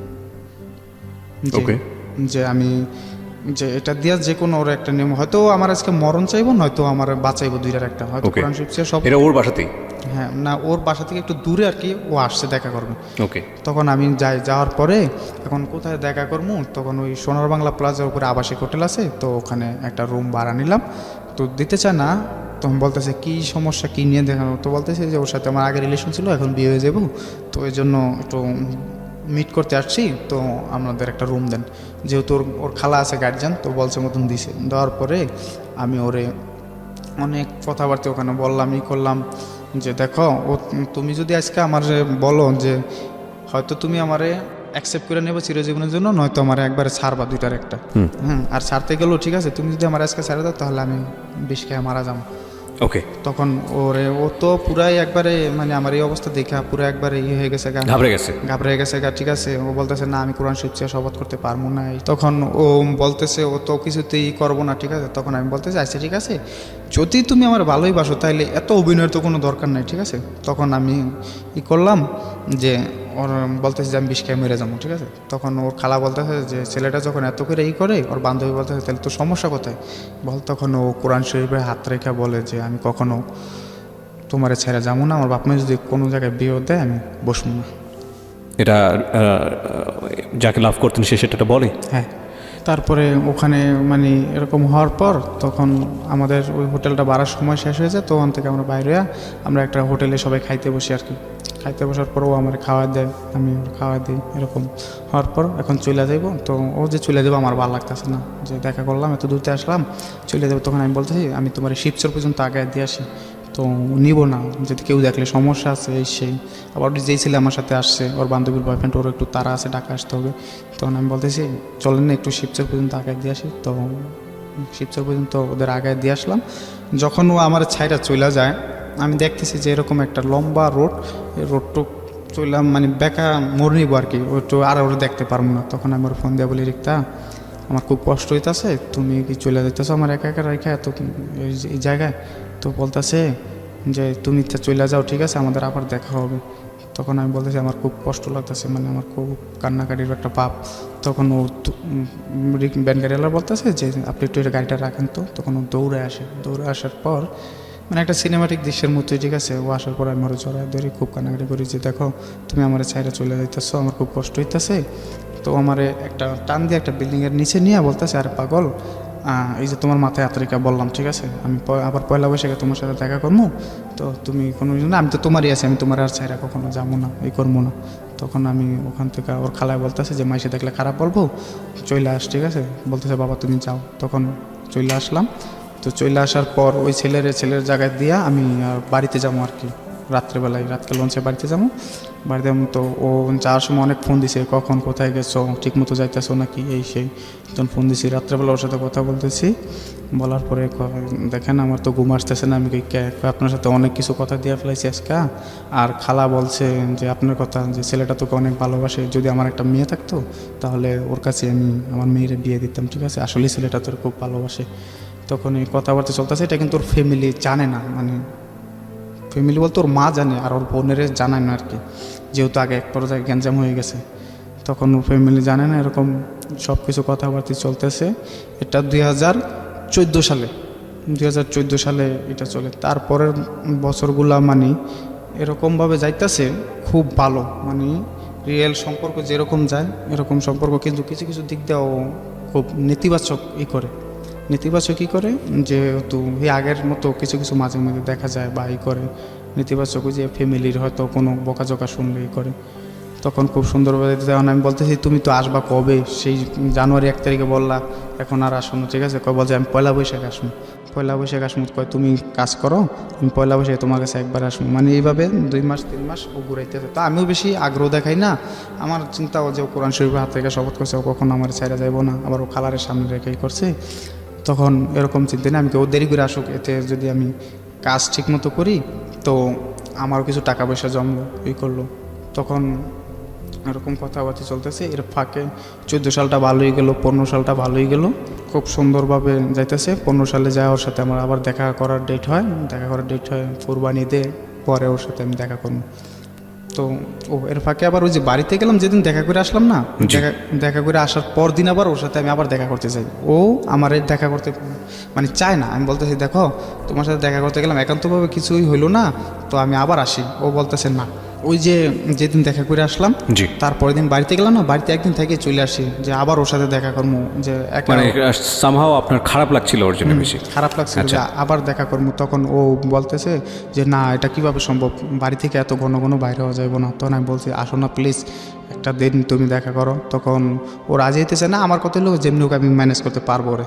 তখন ওই রাত্রে একদিন থেকে আবার রাতে লঞ্চ ওইটা চলে আসি, সকাল ভোরবেলা সতর্কাট নাইমার পর ওরা আমি ফোন দিই যে আমি আসি। ও না বলতেছে যে না এটা কোনোতেই সম্ভব না। তো আমি বলতেছি তুমি আসো। তো পরবর্তীতে আমি বললাম যে আমি কিন্তু চলে আসছি তোমার এলাকায়, তুমি যে করো। পরবর্তীতে আমি মাওঘাট হইয়া এখানে কিছু রেস্ট নিয়ে খাওয়া দাওয়া করে তো আমি এইবার চলে আসি, কাউরাকান্দি ঘাটে যাই। যাওয়ার পর ওরা বলি যে আমি কিন্তু চলে আসছি, ও তারপরও না বলে যে না আমি পারবো। তখন আমি বলতেছি দেখো আমি এই জায়গায় আসছি, তুমি যদি না আসো তাহলে সারাদিন বসে থাকবো, আর নয়তো আমি তোমার বাড়িতে যাবো। তখন ও বলতেছে আচ্ছা ঠিক আছে আমি আমার বান্ধবীরা নিয়ে আসি। কিন্তু আমি বলি না একা আসো, পার্সোনালভাবে তোমার সাথে আমার কথা আছে। তখন ও আসে, আসার পর দেখা হয়। এখন ওদের এলাকাটা আবার একটু হট, মানে মেয়ে ছেলে এক জায়গায় দেখলে হয়তো কেউ করে। তখন আমি বলতেছি যে তুমি চলো আমরা দুজন যেভাবে আবাসিক হোটেলে রুম নিছি ওখানে গিয়ে দেখা করি এই করি। তখন ও বলতেছে না এখানে ভাইয়ার বন্ধুরা থাকে, এরা থাকে। তাই বলতেছি তুমি তেজকাপ পরে আসো, সমস্যা তোমার চিনবো না, কয় না চিনবো। তখন ও যাইতেছে না, আমি ওর হাতটা খুব জোর করে ধরি। তখন ওই ছেলের ফোন দিই আবাসিক হোটেলের, ওরে বলি যে আমার একটা রুম লাগবো। তো বলতেছে কে কে, আমি বলতেছি আমি আমার জিএফ, ঠিক আছে। ও বলতেছে না এইভাবে তো ভাড়া দেওয়া যায় না আমার। তখন আমি খুব রাগারাগি করি, কিসে যায় নাকি, আমি কালকে নিছি না, তুমি আমার নাম ঠিকানা এন্ট্রি করছো না, সমস্যা কি? পরে বলতেছে যে দেখি আমি মালিকের আগে ফোন দিলে, তোর মালিকের ফোন দিছে, তোর মালিকে না বলছে। তখন আমার না বলছে, আমি বলছি দেখ আমার খুব দরকার, আমার রুমটা একটু দে। পরেও বলতেছে যে দিতে পারি এক শর্তে, আমার টাকা একটু বেশি দেওয়া লাগবে, কিন্তু খাতায় এন্ট্রি করবো 300 টাকা।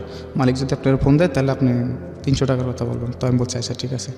তখন ও যাইতে চায় না, কিন্তু ওরা আমি হাতটা শক্ত করে দিই, বলছি তুমি আমার সাথে ওঠো, এতটুকুই, আর বাস কোনো কিছু না। তখন ও ওঠার পর ওখানে মানে কথাবার্তা হয়, আমাদের কিছু কথাবার্তা হওয়ার পর মানে এক পর্যায়ে ফিজিক্যাল রিলেশনটা হওয়ার পরে ও ওই দিন ও চায় না, কিন্তু আমি ওর কাছ থেকে গেছি। তো এক পর্যায়ে বলছে আচ্ছা ঠিক আছে তাহলে আমার চোখ বাইন্দা তুমি যা কিছু তা করো। তখন মানে আপনি জোর জবরদস্তি করতেন?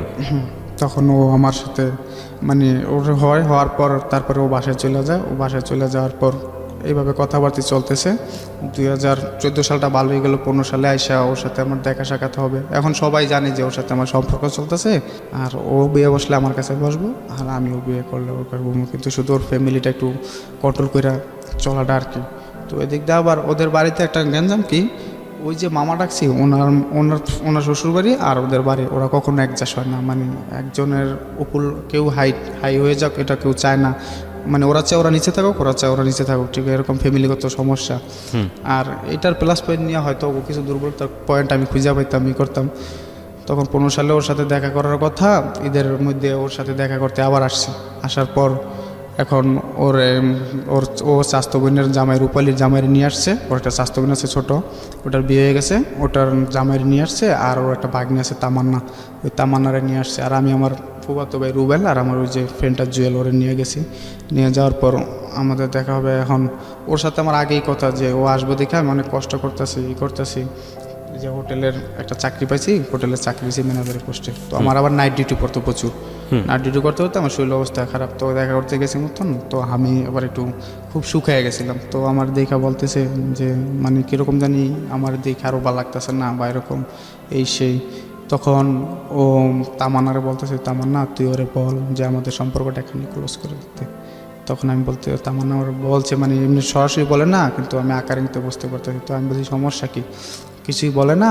তামান্না ওরে বলে যে এরকম এরকম, যে তোর যদি ভালো না লাগে তুই সরাসরি বলে দে। তখন আমি বলতেছি কেন, বলতেছে যে আপনি এরকম শুকায় গেছেন, এই হয়ে গেছেন। তো আমি বলতেছি ওর জন্য আমি চাকরি করতেছি, এত কষ্ট করতেছি, নাইট ডিউটি করতেছি, কোনোদিন একদিন ছুটি কাটাই না। ও জানে, ওর সাথে তো আমার প্রতিদিন কথাবার্তা হয়। তখন ও বলতেছে যে দেখেন, ও এমনি মানে কিছু বলতে চায় না, ওর দিয়ে বলাইতে চায়। তখন আমি বলতেছি তো আমার আবার আগের ছবি ছিল সবসময়, তো আমি বলছি এটাকে আর এটাকে, ঠিক আছে তো আমি এরকম ছিলাম, তুমি তো আমার দিকে করছো, এখন এরকম হয়ে গেছি, তো আমি তো তুমি যদি চাও তাহলে আমি আবার নিজের ঠিক করবো, ঠিক আছে ওরকমভাবে করবো।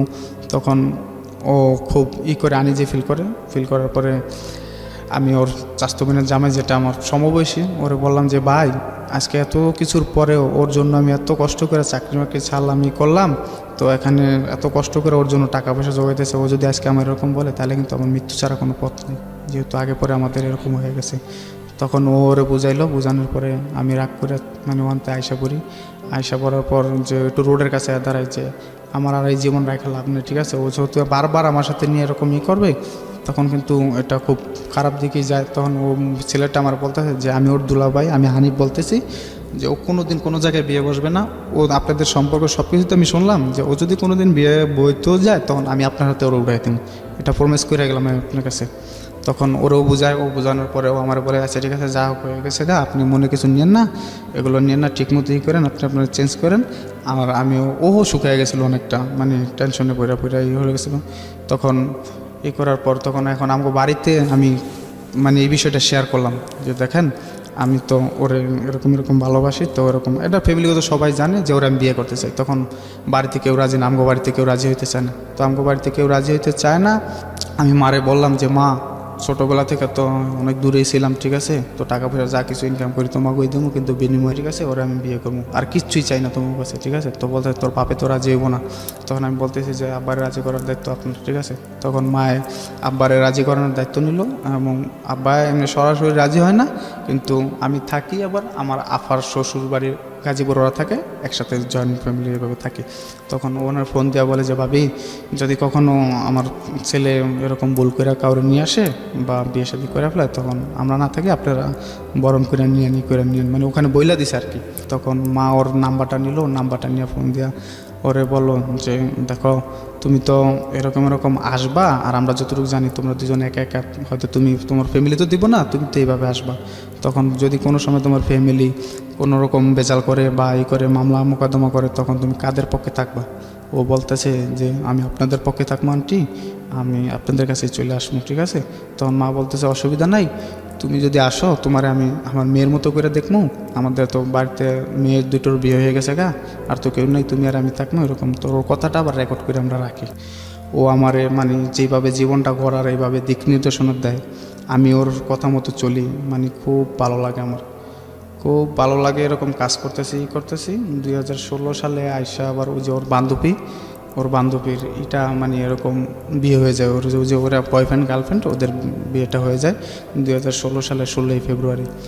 তো তখন পর্যন্ত কথাবার্তা হয়, সব কিছুই হয়, কিন্তু যেদিন ওর বান্ধবীর বিয়ে হয়ে যায় আমার ইনভাইট করছিল, কিন্তু ওই যে ওর পারিবারিক সমস্যার কারণে যায়নি, তাহলে সন্দেহের তীরে দেখবে করবে, তখন যায়নি মতন। ওর যেদিন বিয়ে হয়ে যায় মেয়েটার উঠায় নিয়ে যায়, ওই দিন রাত্রে দেখতে এত পাগল হয়ে যায়, মানে কিছুক্ষণ পর আমার ফোন দেয়, শুধু আমার মানে আমরা কেমনি কী করবো, এই করবো সেই করবো, বিয়ে শাদী করবো, এগুলো নিয়ে খুব জিজ্ঞাসা করে। তখন আমি বুঝতে পারি যে ওর কাছ থেকে ওর বান্ধবী যাওয়াতে ও মনে এরকম কিছু ফিল করতেছে, তো আমার জিজ্ঞাসা করতেছে। তো এবার কেউ মাঝে মধ্যে ডাকা আসতো, ওর খালাগো বাসায় বেড়াইতে আসতো, কিন্তু ভাই ওর সাথে আমার এত কথা হইতো যা আমার মনে হয় না যে আমাদের মতো কেউ কথাবার্তা বলছে। আমি 5 ঘন্টা অন্তর ওর সাথে কথা না বললে আমার শরীরে জ্বালা পড়া শুরু হয়ে যেত। আমি এই তো কিছুদিন আগে একটা এমনি হিসাব টান দিছি যে ওর সাথে আমি প্রায় 1,60,000 টাকার মোবাইল বিল দিয়েছি, এরকম 1,60,000 টাকা? 1,60,000 টাকার শুধু মোবাইল, এই FNF এর যুগে, এই 25 পয়সার যুগে আমি এই বিকাশের মধ্যে 5,000 10,000 টাকা লোড করে রাখতাম, রাত 2টা 3টায় যদি লোড হয়ে যায় তখন কোথায় পাবো এই সেই। বুঝুন অবস্থা। ওকে, তখন 16 সালের শেষের দিকে আইসা আবার তো আমি আবার আরেকটা সম্পর্ক বলতে কি এইভাবে মোবাইলে কথা বলি, একটা মেয়ে আছে মাহি নামের একটা মেয়ে, একটা ও যে ওদের বাড়ির পাশে একটা ছেলে থাকতো আমার বাইকনা সম্পর্ক, ওর নাম্বারটা দিয়েছে, ওর সাথে দুষ্টামি পাইলে আমি করি যে এমনি রং নাম্বারে কথা বলি, তোমার আমার খুব ভালো লাগে যে সেই আমি তোমার দেখছি কিন্তু আসলে দেখিনি। তো এরকম কথা বলতে এক পর্যায়ে আমি আবার অনুমতি নিয়ে বলি যে দেখো একটা মেয়ের সাথে এরকম কথা বলতেছি, তুমি কি বলো? বলতেছে বিয়ের আগে যা কিছু তা করে নাও, ঠিক আছে, বিয়ের পরে কিন্তু আর কোনো কিছু হবে না। তখন আমি বলতে চাই আচ্ছা ঠিক আছে, ওর সাথে কথা বলি, ওর সাথে যা করি শেয়ার করি। তখন কথাবার্তি বলি ওই মেয়েটার সাথে, ওই মেয়েরা ঢাকা চলে আসে একবারে বাড়িঘর নিয়ে, ওরা গাজীপুরে কাশিমপুরে থাকে।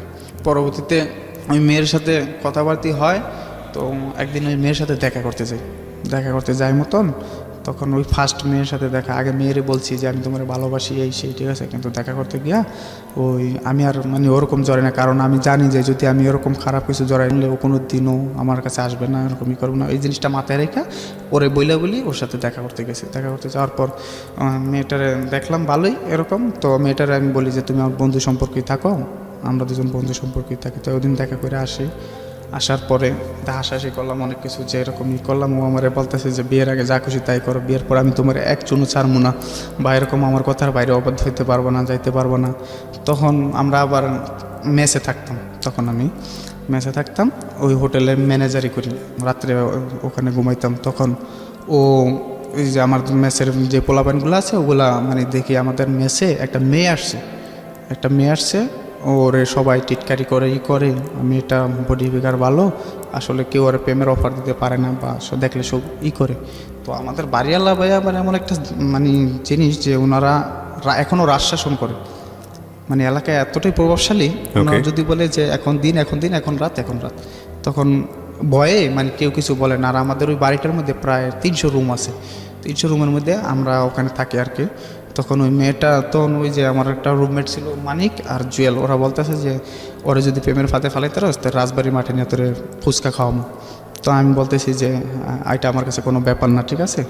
এটা আপনার লাইফে গার্লফ্রেন্ড থাকা অবস্থায়? হ্যাঁ, ওকে, এটা ওদের সাথে করে গার্লফ্রেন্ড থাকা অবস্থায় তারপরে এটাও আমি সাথে শেয়ার করি। মেয়েটার নাম ছিল পিঙ্কি। তো আমি বলি এই পিঙ্কি নামের এই মেয়েটা এরকম বাইরে ধরছি, তো ওর সাথে আমি এরকম প্রেম করি, কথা বলি, ঠিক আছে। তো বলতেছে অসুবিধা নাই। আমি বলছি রিয়েল কিন্তু তুমি আমার, ঠিক আছে, এগুলো কিন্তু দুষ্টামি করি। পরবর্তীতে ও বলে যে আচ্ছা ঠিক আছে। তখন ওই মেয়েটারে প্রায় 6 মাস টার্গেটে রাখি, কোনো মতেই কাবু করতে পারি না। তখন একদিন হঠাৎ আমাকে পাশের দোকান দেখে মোবাইলে টাকা লোড করতে আসছে। তখন আমি দৌড়ে যাই, ওই পাশের দোকানদার আমার পরিচিত, আমি বলতেছি যে দাদা আপনি প্লিজ তাড়াতাড়ি আমার নাম্বারটা লেখেন, ঠিক আছে। দাদা লেখে আমার নাম্বার, আমি মুখস্থ করি ওই মেয়ের নাম্বার, মেয়ের যেহেতু মেয়ে আগে লিখে ফেলাইছে। তখন মেয়ের নাম্বারটা মুখস্থ করে আসার পর ওই মেয়ের সাথে আমার মানে রং নাম্বারে কথাবার্তা হয়। মেয়ে বলে আপনি আগে ফোন দিয়েছেন, আমি বলি না তুমি আগে ফোন দিচ্ছ, এরকম এসে তখন মেয়ে তো দেখা করার জন্য পাগল, কিন্তু মেয়ের রুম আমার রুম পাশাপাশি, সকালবেলা দুপুরবেলা রাত্রেবেলা প্রায় সময় ও আমার দেখে আমি ওর দেখে, ও আমার চিনি আমি ওর চিনি। তখন মেয়ে দেখা করার জন্য পাগল এই সেই। তখন আমি বললাম যে আচ্ছা ঠিক আছে তুমি দেখা করতে আসো। তো একদিন দেখা করতে আসলে আমি ওর ডোজ দিই, দেখা করি না। তখন ও কান্দে, যে বলে আপনি আমারে এভাবে ডোজ দিলেন, তো এটা কিন্তু ঠিক না, ঠিক আছে, আপনিও যদি কেউ এরকম ডোজ দিত তো আপনি করতেন। তখন আমি বলতেছি আচ্ছা ঠিক আছে তুমি কালকে এসো। তো ওই দিন রমজান মাস ছিল, আমরা খুব দোকানদারি করতেছি। তো মেয়েটা আমার দোকানের সামনে দেওয়া অফিসে যাইতে হইতো। তো আমি ইফতারি বেচতেছি, আমার দোকানে বড় করে ইফতারি বেচতেছি।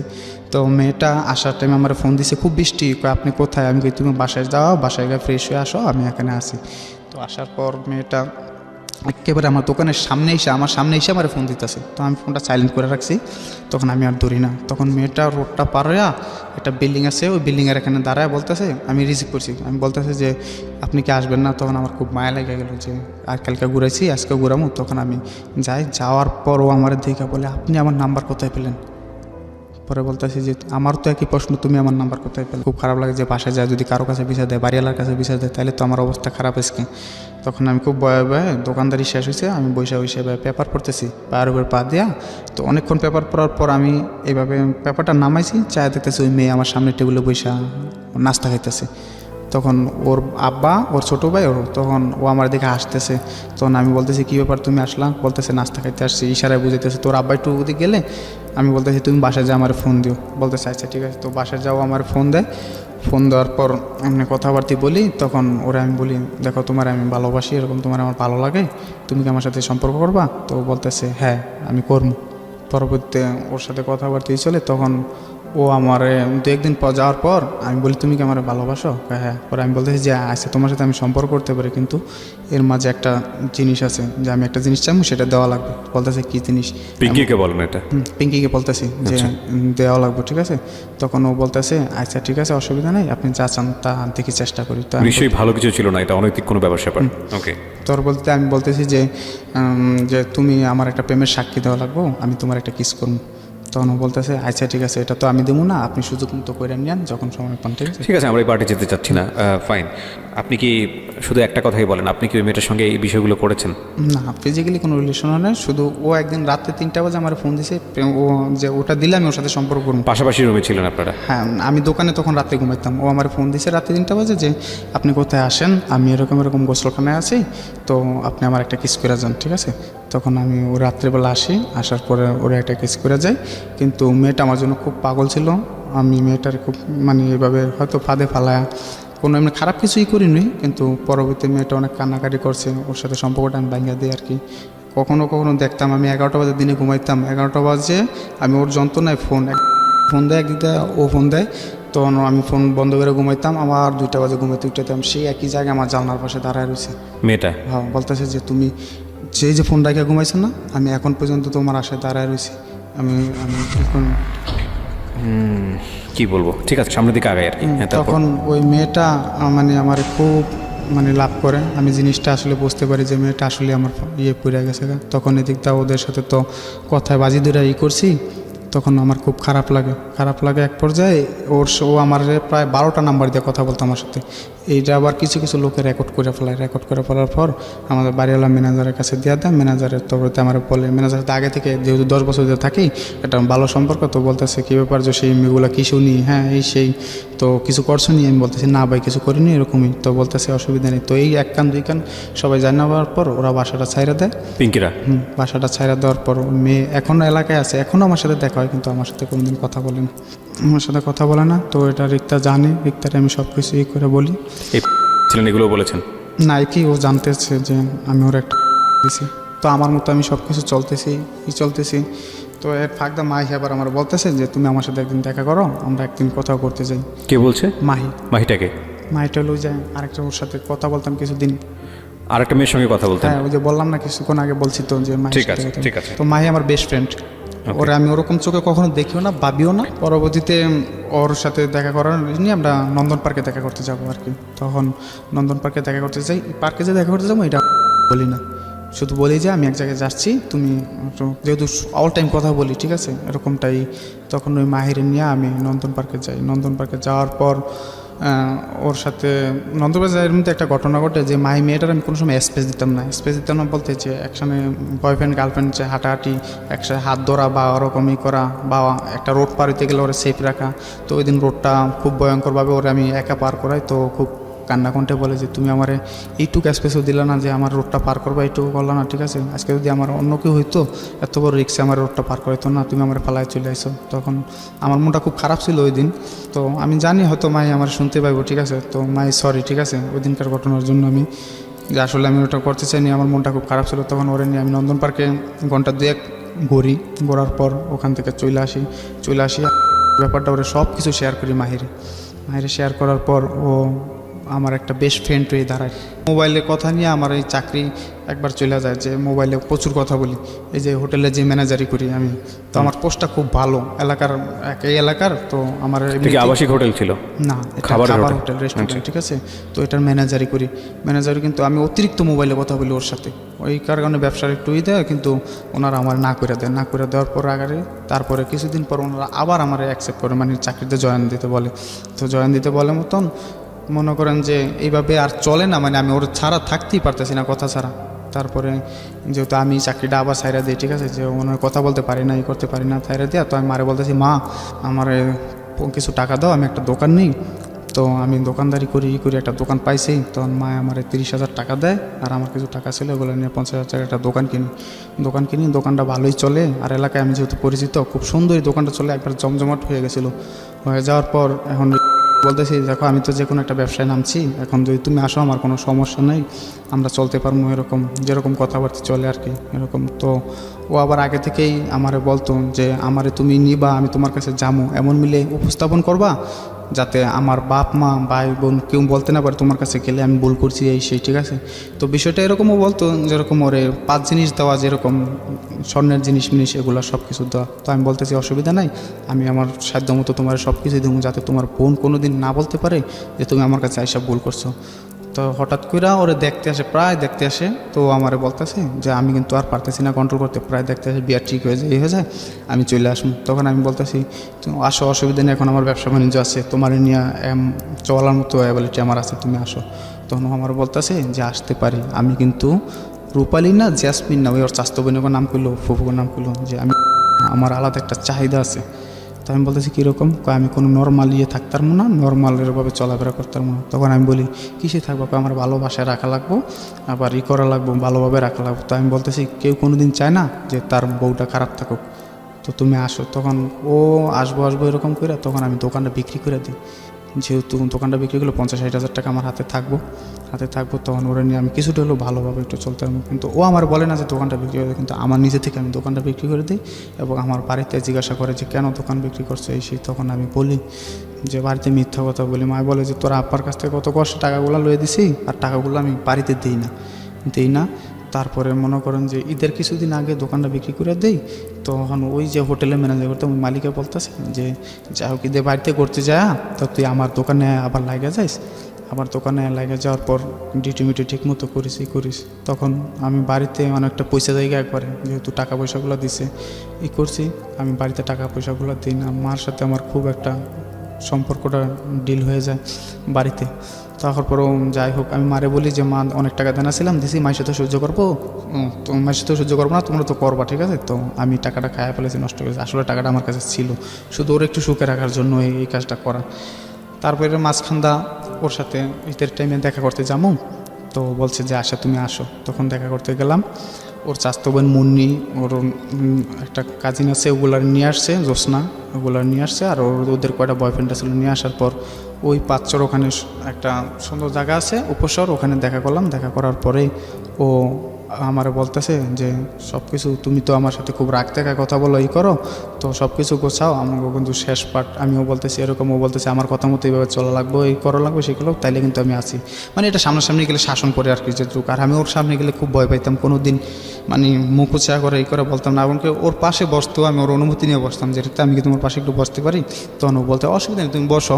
তখন আমি বলি না তুমি যদি কিছু বলো এসে, তখন ও বসে কথাবার্তা বলার পর ওদের কাছ থেকে ওরা আমি আলাদা নিয়ে আসি, যে ওদের সাথে আমি দেখা করবো না, শুধু জ্যোৎস্নার সাথে দেখা করি, জ্যোৎস্না আগে কখনো আমার দেখে না।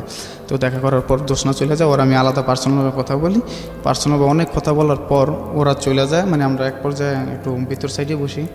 আর ওদিকে মুন্নি তো ফোন দিয়ে পাগল, মুন্নি ভাবতেছে যে ও আমার সাথে চলে আসছে, ও তো কান্নাকাটি, যে যদি ও জসিমের সাথে জায়গা তাহলে তো বাড়িতে আমি কী জবাব দিব, এরকমই দিব। যাই হোক মন থেকে চলে আসার পর এখন আমি সব কিছু ওই দোকানে কাজ করি, খুব সুন্দর মতো করি, কিন্তু ভাইয়া আমি কাজ করি কথা ঠিক, কিন্তু আমি একটা টাকা কোনো কিছু করে ভাঙি না, এরকমই করি না। এর মাঝে আবার আমাদের এখানে গাজীপুরে একটা সমস্যা আছে, রাত্রে বেশিক্ষণ দোকান খোলা রাখলে পুলিশে ধরে নিয়ে যায়। তো আমার 2বার ধরে নিয়ে গেছে, নিয়ে যাওয়ার পর আমরা একটা সমিতি করি আমাদের চাঁদপুরের লোকেরা আর কি, দৈনিক 50 টাকা করে, যদি কোনো বেশি সমস্যা হয় তাহলে আইনি লড়াই করবো এই টাকাটা দিয়ে। তো ওখানে ওর নামে একটা সমিতি করি, এখানেও প্রায় 30,000 টাকা জমা যায়। তো আমি ক্যাশ ক্যাপিটাল ভালোই জোগাই, আর মার সাথেও প্রতিদিন কথা বলে কিভাবে যাইবো, করবো, আসবো, সব কিছু। মার সাথেও একবারে জয়েন্ট ফ্যামিলি যেরকম এরকম কথাবার্তা বলে, সব কিছু শেয়ার করে, ও আমার সব কিছু বলে। এর মাঝখানটা ও ডাকা আসে, ওর বোনের ছোটো বাচ্চাটার ছোটো বাচ্চার অসুখ, শিশু হাসপাতালে ভর্তি হয়। শিশু হাসপাতালে ভর্তি হওয়ার মতন ও আমার বলে যে আমি ওরা বলি তুমি আমার সাথে একটু দেখা করো। তো বলতেছে তুমি হাসপাতালে আসো। তাই আমি বলছি আপারে কী বলবো, তো আপারে বলবা যে এরকম জ্যাসমিনেতে শুনছি আপনার ছেলে অসুস্থ, তাই আমি আসলাম। তো আসার পর আমি আস্তে আস্তে দেখা করতে ও হাসপাতাল থেকে সিট কাটটা দেয়, সিট কাটটা দেয়, ও বাসায় যায়। বাসায় যাওয়ার পর ওরে বাসা থেকে আমি অনেক কৌশলে বাড়ি করার পরে এর বাদে ওরা নিয়ে আমি শিশু মেলায় ঘুরতে আসি আর কি। শিশু মেলায় ঘোরার পর বিকালবেলা ওরা করে দিই। শিশু মেলায় ঘুরতে এসে একটা জিনিস দেখতে পাই, ওর মোবাইলে মেসেঞ্জারে আমি ঢোকার পর দেখি যে একটা ছেলের আইডি থেকে ওরা লেখা হাই জান কী করো। তো আমি বলতেছি এটা কি, বলতেছে এটা আপার ননদের ই, তো আপার ননদেরই, তো ওরা ও দুষ্টামি করে আমার করছে, যে ওরা ফেক আইডি স্যালারি দিয়া। তো আমি বলতেছি আমি খুব রাগ করি, অনেক রাগ করি মতন আমার বোঝাই করে। তো এখানে আমরা কিছু ফটো টটো তুললাম, চলে আসলাম। চলে আসার পর এখন সব কিছু রেডি, ও আসবে, বের হয়ে আসবে। ও বের হয়ে আসবে। তখন আমি বলতেছি কবে আসবে এসে, তখন ও আমারে বলে যে যেখান থেকে দেখতে আসছিল ওই জিনিসটা কাইটা গেছে কাইটা যাওয়ার পর এখন আমি ফিরে আসি। তো তুমি যদি একটা মাস বেশি কাজ করো, তো এখানে যদি 10,000 টাকা বেশি ইনকাম হয়, তো এটা তো আমাদের ভবিষ্যতে আমাদের ছেলেপেলে হবে বা আমাদের সংসার জীবনে এরকম লাগবে, প্রভাব ফেলবো, ঠিক আছে। তো আমি যতদিন পারি বাড়িতে ম্যানেজ করে থাকি, যেদিন না পারবো এদিন তোমার কাছে আমি চলে আসবো। তো এদিক দিয়ে আবার বাড়িতে আমি একটা স্বর্ণের চেইন বাড়িতে আসে মারে বললাম যে মা আমি তোমার টাকা দিই, স্বর্ণের চেনটা ওর জন্য রেখে দাও আর কানের দুলগুলা করো। তো মা বলতেছে অসুবিধা নেই, আমাদের আর কে আছে, ওই তো পাইবো। আর ওরা আমি বলি যে যেদিনকে আমি তোমার বিয়ে করবো দিনকে তোমার একটা আংটি গিফট করবো আমি, ঠিক আছে। তো আর নাকের ফুল তো অ্যাভেলেবেল পাওয়া যায়। ওর আবার একটা ছিল, ও কখনো বলতো না, মানে এভাবে আকারে কিন্তু বুঝাইতো যে আমার একটা হার। তো আমি বলতেছি দেখো আমি আস্তে আস্তে যদি যখন আবার সম্পন্ন হবো তখন আবার আমি তোমার বানায় দিব, ঠিক আছে। যেহেতু আমি তোমার অনেক ভালোবাসি, ঠিক আছে, তোমার এগুলো বলা লাগবে না, আমি তোমার দিব না, ঠিক আছে। তখন এভাবেই তখন এই সে ফাঁক দিয়ে আবার মনে করেন যে আমার একটা দাঁতে খুব দাঁতের প্রবলেম হয়। তো ডাক্তারের কাছে যাই, ডাক্তার 10,000 টাকা লাগবে আর কি ও চিকিৎসা করে। আমি একটা শার্ট একটা গেঞ্জি পরে দোকানদারি করছি, আর বাকি টাকা জমাতেন ওর জন্য? আমি সব সময় ওর জন্য টাকা জমাতাম। আমি একটা দোকানের ম্যানেজারি পোস্ট, একটা হোটেলের বড় হোটেলের ম্যানেজারি পোস্ট, ঠিক আছে। আমার দ্বারা অনেক কোনো কিছু অসম্ভব ছিল না, সব কিছুই সম্ভব ছিল। কিন্তু আমি সব সময় ভাবতাম যে যদি ও আমার যদি কোনো কিছু জানতে পাইরা যদি ও আমারে দূরে সরে চলে যায়। আমাদের এখানে জুয়া খেলা হয়তো, আমি আগে মাঝে মধ্যে জুয়াও খেলতাম, মানে পোলায় সমবয়সী পোলায় সাথে। আমার এখানে পোলা হয় না, বাবা খায়, মদ খায়, ঠিক আছে, সব কিছুই করে। কিন্তু কসম আল্লাহর আমি কোনো দিন একটা দিন মানে এরকম কিছুই করতাম না যে আমার সমবয়সী লোকেরা বলতো যে তুই এত ভালো হয়ে গেছিস যে সে, ঠিক আছে। আমি কোনো দিন কোনো নেশায় জড়াইনি, কোনো দিন কোনো কিছু এর মধ্যে জড়াইনি, শুধু ওর কথা চিন্তা করে। আমি জানি যে ও যদি আমার কোনো কিছু জানতে পারে তো ও আমার ছাইরা চলে যাব। ওরে বয়ে এরকম মানে কোনো সময়ই করতাম না। তারপরে আসার সময় হয়েছে, এখন আমি এর ফাঁকে মার একটু দেখা করার জন্য বাড়িতে গেলাম। হঠাৎ ওর চাস্তো বই না আমার ফোন দেওয়া বলতেছে জসিম তুই কি ভালোবাসিস খুব? পরে আমি বলতেছি হ্যাঁ। বলতেছে ওই যে মামার বউ মামি, তো বলতেছে যে যদি ভালোবাসিস তাহলে ওরে নিয়ে আয়। তো আমি বলতেছি কে মামি, কী হয়েছে? বলতেছে যে না তুই ওরে নিয়ে আয়, এটুকুই বললাম। আমি আবার ওর টেস্ট করি জানুয়ারিকে, আমি এরকম ভাবতেছি যে কে জানি তোমার আমার কাছ থেকে কায়রা নিয়ে দিতেছে। তো বলতেছে না তুই পাগল, এরকম কিছু না। কিন্তু ওই দিন ওরা দেখতে আসে আর কি। তখন ও আমার বলে যে দেখতে আসে এরকম এই ছেলেকে বাড়িতে কারেন্ট নেই, বিলের মাঝে বাড়ি, আর আমি সে বাড়ির বড় বউ হুমু। তো সবাই রাজি, ভাই আর আমি রাজি না। তো জিনিসটা খুব গ্যাঞ্জাম চলতেছে, এই সেই আফায়ানে বিয়া দিবই এই সেই। তখন আমি বলতেছি তুমি কি বলো? না পাগল, আমি তুমি কি আমার ছেড়ে চলে যাইবা? কখনো আমার ছেড়ে এরকম যাইবা গা? তো বলতেছে যে পাগল, যে আমরা যেই পর্যায়ে গেছি গা কত কিছুর মধ্যে, ঠিক আছে, আমরা এই পর্যায়ে গেছি গা, তো এখানে কোনো দিন সম্ভব না। হয়তো আমি তোমার ছাইরা যাইতাম, আমি ভালো একটা স্বামী পাবো, কিন্তু তোমার মতো কেউ আমার ভালোবাসবে না। আমি তো সুখী নাও হইতে পারি, আমি তোমার ছাইরা যাবো না। তখন আমি খুব কান্নাকাটি করে হয় যে তুমি আমার এরকম কিছু সিদ্ধান্ত নিও না, তুমি যাও না, ঠিক আছে। তো বলতেছে না আমি তোমার ছাড়া কখনো যাবো না। তখন আমি ঢাকা এসে কথাবার্তি বলি, এই তখন ওর সাথে আমার কথাবার্তিগুলো একটু চলে, যেমন একটা মোবাইলে 2টা সিম থাকলে যেরকম একটা আধা কথা বলে আরেকটা কল দিলে ঢোকে না, এরকম প্রায় দেখি সংযোগ দেওয়া সম্ভব না। তখন আমি ওরে বলি কী ব্যাপার তোমার নাম্বার এত থাকে বিজি থাকে, তুমি কথা বিজি না এখন ঢোকে না? কয় মোবাইল তো ঘরে ফালা থুই, তখন কথাবার্তি নেটের সমস্যা, এজন্য ঢোকে না। তো মাঝে মধ্যে ঘুরতে যাইতো, ঘুরতে গেলে আমি বারণ করতাম, আমার কাছ থেকে অনুমতি নিয়ে যাইতো যখনই ঘুরতে পারি। তো আমার বলতো আমি যাইতেছি, আবার আসলে বলতে এটা নিয়ে একদিন অনেক ঝগড়া হয়। ঝগড়া হওয়ার পরেও আমার বলতে তুই আমার চলাফেরার মধ্যে এত বাধা দেওয়াস কি লিগা? তুই আমার বাধা দেওয়ার কে, ঠিক আছে, আমি কি তোর মনের মতো চলবো নাকি? তা আমি বলতেছি আজকের পর থেকে তুমি তোমার মন মতোই চললো, আমি কোনোদিন বাধা দেবো না। আমার বল তুমি কেন বাধা দাও আমার এইটুকু না? দেখো আমি পত্রিকা পড়ি, সব কিছুই পড়ি, ঠিক আছে, আমি 2-3টা দৈনিক জাতীয় পড়ি, ঠিক আছে। তো আমি দেখি যে এরকম বয়ফ্রেন্ডের সাথে একজন দেখা করতে যায়, ওখানে র্যাপ হয়, ওখানে মানে দর্শন হয়, ঠিক আছে। যদি তোমার কিছু হয়ে যায় তাহলে আমি কি নিয়ে বাঁচবো, ঠিক আছে। আর আমি তো তোমার কোনোদিনও ফালাইতে পারবো না, ওই বাঙ্গা জিনিস নিয়ে আমার সারা জীবন থাকা লাগবো। তখন ও আমার বলে সরি, আমি আর কোনোদিন তোমার কথা ছাড়া কোনো জায়গায় যাবো না, এই সে। এখন ওর সাথে আমার কীরকম দিন একটা ডাউটই, ও আমার সাথে আড়ায় সব কিছু চলেই করে, মানে কথাবার্তিগুলো এই লাগে। তারপরেও আমার বিশ্বাস এখন এই যে 2018 সালের ফেব্রুয়ারি মাসের 14 ফেব্রুয়ারি ওর সাথে আমার দেখা করার কথা, যে কোথায় দেখা করবো এসে। ও বলতেছে যে আমি জ্যাসমিনের খালাগো বাড়িতে, জ্যাসমিনের মারে ম্যানেজ করছি, আমি জ্যাসমিনের খালাগো বাড়িতে যাবো। কথা ছিল মুন্নির মামির বাড়িতে দেখা করবো। ভ্যালেন্টাইন ডে উপলক্ষে। হ্যাঁ, ভ্যালেন্টাইন ডে হচ্ছে মুন্নির মামি আছে, ওর মামা বিদেশ থাকে, তো ফ্ল্যাট নিয়ে থাকে, ওখানে দেখা করবো। তো আমি শিবচর বাজার, তো আমি বলতেছি যে অসুবিধা নেই। পরে ও ডেটটা ক্যান্সেল করে ভ্যালেন্টাইন ডেতে ফালায়। ভ্যালেন্টাইন ডেতে ফালানোর পরে দেখা সাক্ষাতে সব কিছু প্রস্তুতি চলে।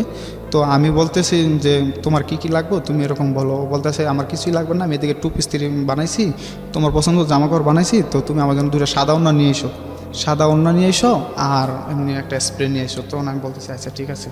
আর আমার জন্য মার্কেট করি এরকম করার পরে এখন যাবো। এখন ও বলতেছে 1 মাস আগে থেকে বলতেছে আমার মামাতো বোনের বিয়ে আগামী 9 তারিখে, ফেব্রুয়ারি মাসের 9 তারিখে। তো আমি বলতেছি বলতেছে যে বিয়ে শাদি তো মেহমান আসবো বাড়িতে, আফার আসবো, খালুর আসবো, তখন একটু কথাবার্তা কম এবং মেসেঞ্জারে কথা হবে। তখন আমি বলতেছি আচ্ছা ঠিক আছে। তখন কিন্তু আমাদের কথাবার্তা হয়। তখন ও হঠাৎ ফেব্রুয়ারি 8 তারিখে আমারে বলতেছে যে 7 তারিখে বলতেছে বাড়িতে মেহমান আসছে, তো আমি বিকালে ফোন দিয়ে কথা বলবো না। তাই আমি বলতেছি আচ্ছা ঠিক আছে। সকালে কথা বলে রাখছি, রাত্রে কথা বলতেছি। 8 তারিখে সকালবেলা ও আমার উইশ করলো হ্যাপি প্রপোজ ডে। ওকে, আমি বলতেছি ওয়েলকাম, ঠিক আছে, কথা হতে বলতেছি। এক পর্যায়ে মারে ফোন দেওয়া বলতেছে যে আন্টি আমার বিয়ে। তো মানে আপনার মাকে? আমার মারে ফোন দেওয়া বলতেছে যে আন্টি আমার বিয়ে। আমি তো জানতেছি ও বলতেছে ওর মামাতো বোনের বিয়ে, 9 তারিখে বিয়ে, 12 তারিখে ওই বাড়ি থেকে আসবো, 14 তারিখে দেখা করবো। তখন মা বলতেছে কি বলো তোমার বিয়ে জসিম জানে? পরে বলতেছে না জসিম জানে না, আপনি কি চান আপনার ছেলে কোনো ক্ষতি হোক? কয় না। তো তাইলে ওরা বললেন। তো মা বলতে কেমন সম্পর্ক হলো, এতটা বছর সম্পর্ক কইরা এত কিছুই করে তুমি আমি বিয়ে হয়ে যেতেছো, তুমি কি সত্যি বলতেছো? হ্যাঁ আমি সত্যি বলতেছি, আমি আমার বাপ মার মধ্যে বিয়ে বসতেছি। তখন ও আবার আমারে ফোনে মা আবার আমার বইলাতে যে জসিম এরকম এরকম রিক্তার বিয়ে। তো আমি বলছি না মা, ওর মামাতো বোনের বিয়ে, ও তো দুষ্টামি করছে হ্যাঁ তোমার সাথে। তো আমি ফোন দিয়ে জিজ্ঞাসা করি তুমি মার সাথে কি বলছো? আমি মার সাথে দুষ্টামি করছি, দেখি মা কি বলে, কিছু বলে কি না। তো ওর পরে এইভাবে কথাবার্তা বলতেছি, মারে বললাম না ও দুষ্টামি করছে। তো আমি বলছি মার কাছে ক্ষমা চাই নিও, বলতেছে বিয়ে বাড়িতে যাই আগে তোর ক্ষমা চাই নিও মনে। তারপরে ও গায়ে হলুদের দিন সকালবেলা কথা বলছি 11টা থেকে 12টা, বিকালবেলা আমি ফোন দিছি, বলছি তুমি কোথায়? বলতেছে আমি পার্লারে আছি, সাজ দিছি। তো আমি বলতেছি পার্লারে কেন? মামাতো বোনের সাথে সাজ দিয়ে আসছি। তো ঠিক আছে, রাত্রে স্টেজে বয়ে কথাবার্তা বলতেছি, সব কিছুই করতেছি।